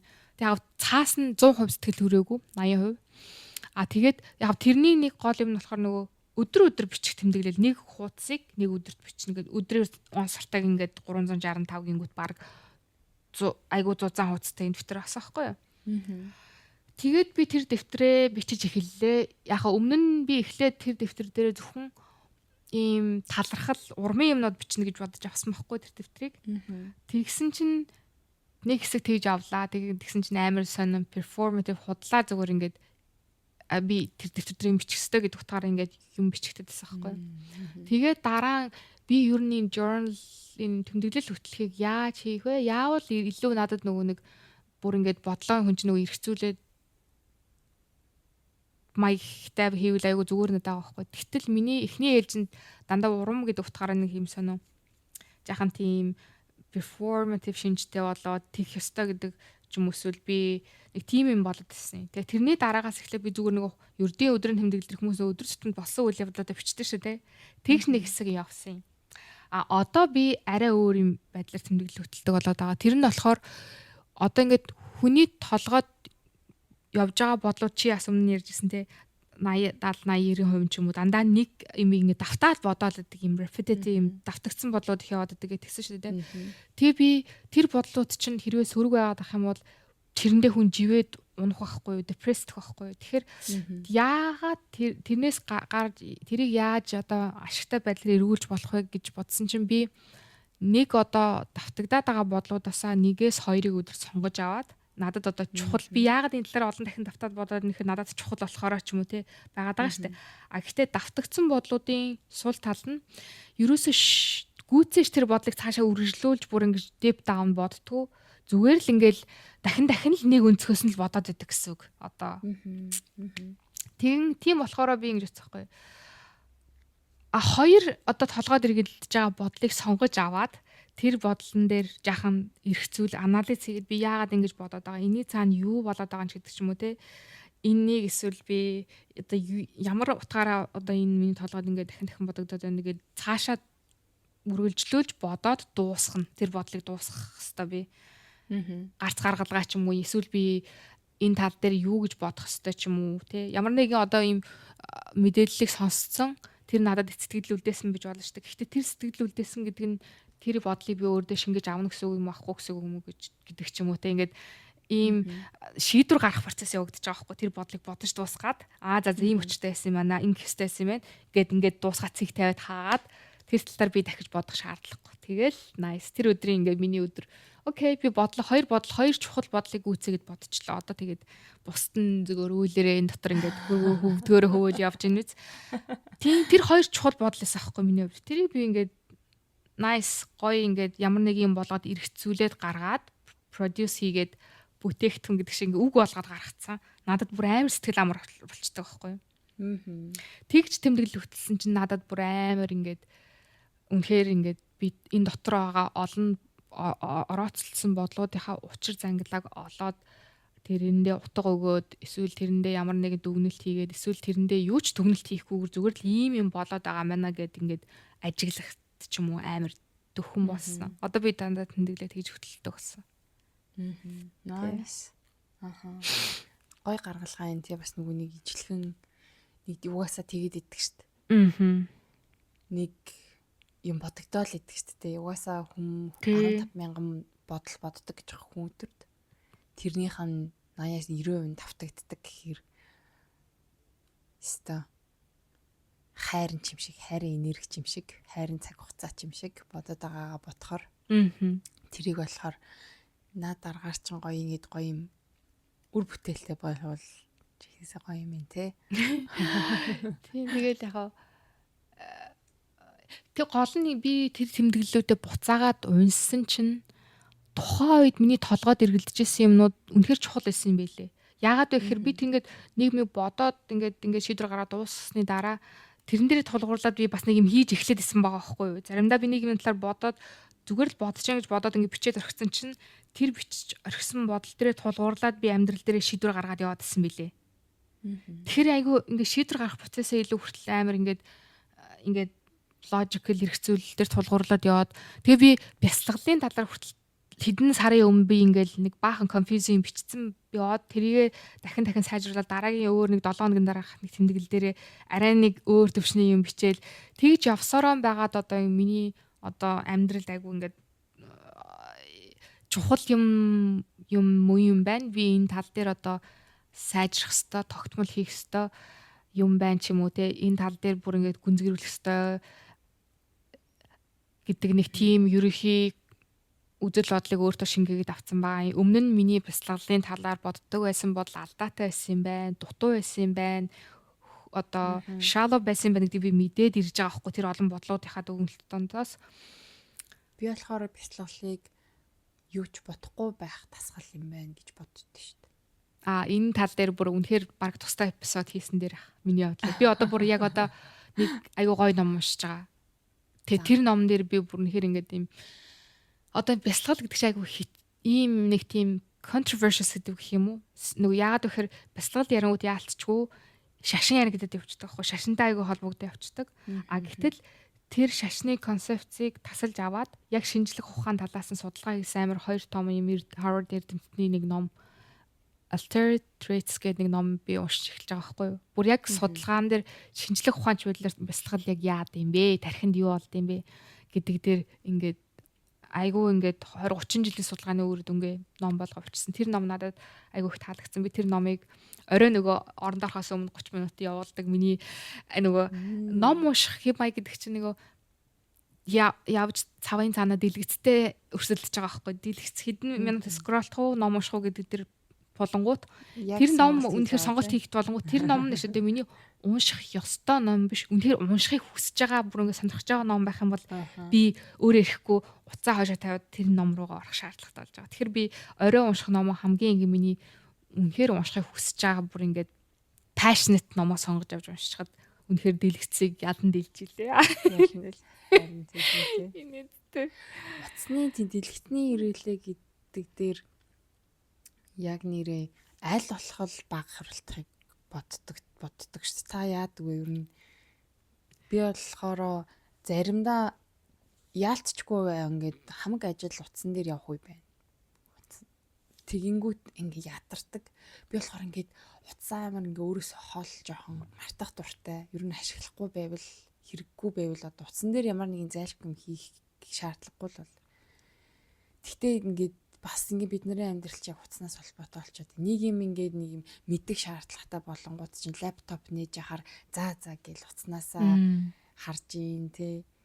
Тэгэл ингээд нэг хоол хийхэд хүртэл ядаж утас ингээд шаардлагатай болдог байхгүй юу? Яаж хийх юм яах юутай хойлох юм ч гэдэг юм уу. Тэнгүүт яг ингээ ном байраа суухаар нэг юм тартай штэ гүндээ бол. Үгүй надад л амар одоо нөгөө нэг эрүүл хоол өгж байгаа гэж байгаа. Яг тэр утгаараа тийм шүү дээ. Тийм. Би одоо энийг бол баг тусдаа дугаар ярьсан дээр хаа. Гэхдээ таныг бодвол тийм уншдаггүй юм биш шүү. Үгүй яг тэр чинь тэгээд уншдаггүй юм биш шүү дээ. Унших нь одоо яг үндэ миний одоо ажил ахгүй юу? Оюутны хувьд тийм тэр утгаараа бол яалтчгүй уншихаас өөр шаардлага бол ингээд одоо necessity тулгарч байгаа юм л да. Гэхдээ зүгээр утастай холбоотойгоор энийг би тусдаа дугаар болгож ярьсан дээргээ ярьсан. Гэхдээ зүгээр утас бол одоо орчин цагт бидний love hate relationship болсон баг шүү дээ. Ашиглахгүй байг харж чадахгүй, ашиглахаар бас болохгүй болчих гээд нэг юм хэцүү дилеммад орчод байгаа шүү дээ. Тэгээд тэрийг надаа ч гэсэн тулгардаг. Гэхдээ би бас ингээд өөрийн гэсэн одоо би өөрийн гэсэн нэг юм өөртөө ажиллах механизмыг одоо ингээд хөгжүүлээд явж байгаа гэх юм уу. Тэгээд тэрэн дотор алдаатай юмч байгаа, хэцүү ч юмч байгаа. Гэхдээ миний нэг одоо сүүлийн үед хамгийн ингээд идэвхтэй хэрэгжүүлж байгаа нэг арга бол юу гэхээр би богино контентууд short reels ингэж учир зүггүй scroll хийхэд болцсон. Одоо миний үздэг контентууд бол хамгийн багадаа 1 цагийн урттай, дээдлэн 5 цагийн урттай юм үздэг. Урт юм engage хийдэг.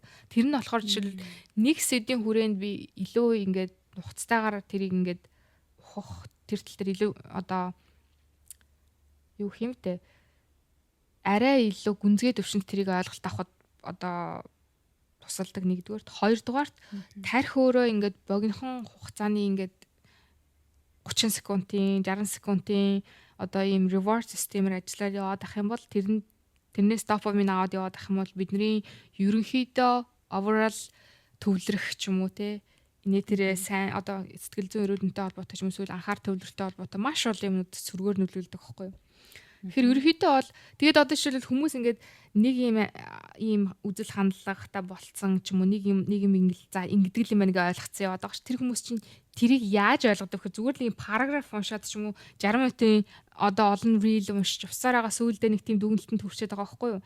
Гэхдээ тэр хооронд айгүй сонио наачаа ингээд хоолыг зүгээр ингээд огт зайлсхгүйгээр бүтнээр нь залгаад байгаа юм шиг мэдрэмж төрж байгаа байхгүй. Чи тийм дүгнэлтэнд хүрэхийн тулд юу уншаад ямар их сурвалжаас мэдээлэл уншаад тэрийгээ яаж эргцүүлж процесс хийгээд ийм дүгнэлтэнд хүрсэн бэ гэж хэлэхэд аюу хэцүү.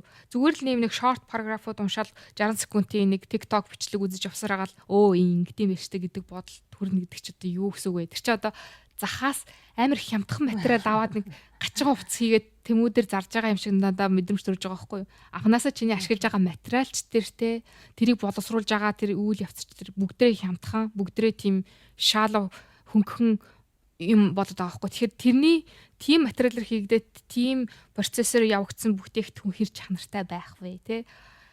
Эсрэгээрээ ингээд 5 цагийн урттай ч юм уу эсвэл нэг бүтэн ном уншаад тэр унших хугацаанд болж байгаа үйл явц чинь өөрөө яг үндэ мэдлэг хөтөх үйл явц. Тэрнээс биш унших нь өөрөө чухал биш. Унших үед чамд төрж байгаа эрх зүйл ч юм асуултууд ч өөр эсрэгээрээ тэр үйл одоо мэдээллийг процесс хийж байгаа амар чухал үйл явц байгаа байхгүй. А гэтэл өдөр тутамдаа аваад байгаа 30 секундын эсвэл 20 минутын бичлэг чинь чамд зөвхөн дүгнэлт өгж байгаа болохоос ш тэр дүгнэлтэнд хүрэх үйл явц чи өөр хийхгүй байгаа гэсэн үг байхгүй. Хүний бэлэн дүгнэлтийг идж байгаа. Тэгэхээр юу гэсэн үг вэ гэхээр толгойд чинь зүгээр бодол хийж өгöd байгаа байхгүй. Гэтэл энэ бодлыг бид нөр өөрсдөө гаргаж авах хэвээр үйлдвэрлэх хэвээр болохоос ш хүний бэлэн бодлыг авчаад тэрийг үзэл бодол өөрийнхөө үзэл бодол болгож яринд нь гэхээр амар тийм тэгэхээр одоо чиний юу бодох ч юм уу ямар үнэт зүйлтэй байхыг хүмүүс чамд зааж өгöd байгаа л гэсэн үг байхгүй юу. Тэр нэг богино контент.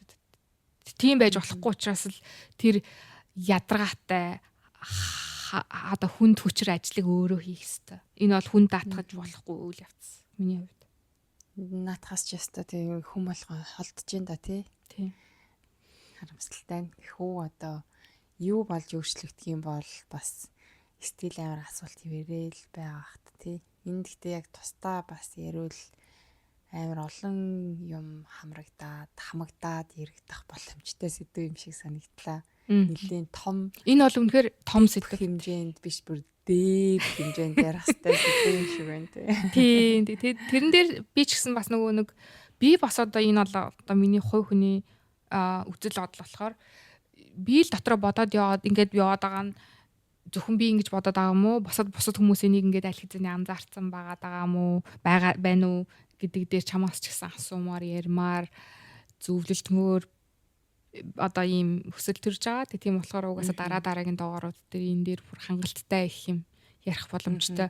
А гэхдээ нөгөө миний одоо хоёлаа өмнө нь ярьж лээсэн миний хүсэж байгаа нэг одоо илэрхийлгийг энэ подкастаар хүсэж байгаа нэг зүйл нь энэ одоо битээр яриад байгаа юм бол ингээд туйлын үнэн бишээ. Бид нар бол ингээд экспертүүд бишээ. А гэхдээ асуудлыг харах өнцөг дээр одоо ингээд ямар нэг юмыг одоо үнэн гэдэг ойлголт байлаа гэж бодоход ийм үнэн гэдэг бөмбөг байлаа гэж бодоход ийм нэг юм хүүхдийн пивер тоглоом байдаг чинь ингээд баддаг. Тэгэд ийм амар олон юм жижиг юм өнцөгтэй нэг бардгар юм шиг байдаг шүү дээ. Одоо миний хувьд үнэн тийм байхгүй. Тийм олон хэсгүүдтэй тэгээд тийм их аргагүй бүр их юм байхгүй. Аль ч өнцгөөс хинийч одоо байр сурнаас ямар өнцгөөс ямар лензер харахаас шалтгаалж тэр үнэн өөр нэг юм болж хувирдаг байхгүй. Тэгэхээр одоо битүүрийн яриад байгаа юм нь зөвхөн л тэрний нэг тал нь нэг одоо өчөөхөн хилтерхийн. Тийм болохоор энэ одоо сэдвийн хүрээнд таны үзэл бодол, манай сонсогчдын үзэл бодол, чиний үзэл бодол, миний үзэл бодол бүгдээрээ өөр байж болно. Тэгээд тэр нь that's fine. Зүгээр л тийм байх ёстой. Угаасаа тийм байдаг.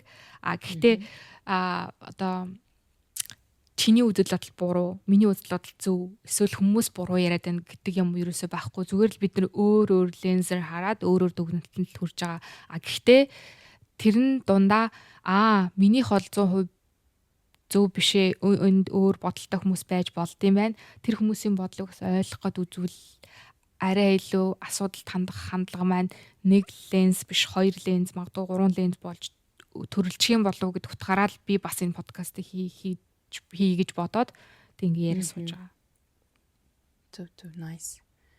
Тийм чухал. Хоёлаа ингэсэж байгаа ер нь бол энэ юугаа дугаараа дуусгуул. Тийм одоо бол ер нь хангалттай гэж бодож байна. Тийм. За тэгээд хоёлоо яриад лах юм бол яриад лах юм шиг байна тий. Тэгэхээр энэ өнөөдрийн сэдвийг энд хүрээд дуусгая. Тэгээд мэдээж энэ сэдв мэдээж юугаар дуусахгүй дараагийн удаа өөр сэдвүүдийн хүрээнд ч гэсэн давхцаад яригдах байх. Гэхдээ Австралид амьдарч байгаа бүтэн цагийн оюутан эсвэл яг ажиллангаа сурангаа ингээд аль алын хослолууд явж байгаа оюутан одоо ажилчин хүний амьдрал ямар байдаг вэ? Бид нэр өдөр тутамдаа юу мэдэрдэг, өдрөө яаж төлөвлөдөг, тэндээсээ яаж суралцдаг вэ гэдэг дээр та бүхэн маань жоохон ч гэсэн санаа авсан байх гэж бодож байна. Энэ удаагийн дугаар дээр. Тэгээд ялгааныгаа бас ингээд дахиад нэг өөр өнцгөр хараад шинээр бас танилцж эхэлж байгаа шүү дээ. Бид нар ч одоо ерөөхдөө бол тэр өнцгөр бас шинэ ялгааны нэг хэсгийг олж харсандаа айгу баяртай байна. Тэгээд дараагийн дугаараар өшөө илүү гой сэтгэвтэй бас өшөө илүү өөр олон гоё өнгөлөг, солонголог мэдээлэлтэй уулзнаа гэж найдаж байна. Надад ч их айгу гоё л саяны ярилцсан саяны ингээд сая ярихад айгу их гоё өгөөчтэй бас мдэггүй зүйлс их байна. Тэгээд дахиад бодох юмнууд их байна тий. Тэгээд нөгөө зулаагчигээ бас дахиад нэг өөр өнцгөр ингээл хараад дахиад нэг хуудсыг ингээл нэг дөнгөж нээх гэж байгаа юм шиг тэмдэрч байгаа юм шиг яг бид хоёр ч юм болохоор нэг тийм амар дотн сайн найзууд энэ төр бол битгий би бинийгээ ерөнхийдөө бол бид хамт ажиллаж исэн хүмүүс учраас тийм тэгээд тэр утгаараа ч их сайгүй гоё л яг одоо хэрвээ та манай подкастыг сонсож байгаа бол яг ингээд та яг ингээд зурлагч битүүрийн ярианаас сонсоод авах юм байсан бол яг тэрнтэй ч адилхан би бас ижлэхэн мэдрээ сууж исэн шүү гэж хэлмээр байна. Тэгээд баярлаа. За. Окей. За тэгвэл дараагийн дугаар хүртлээ. Түр баяртай. За баяртай.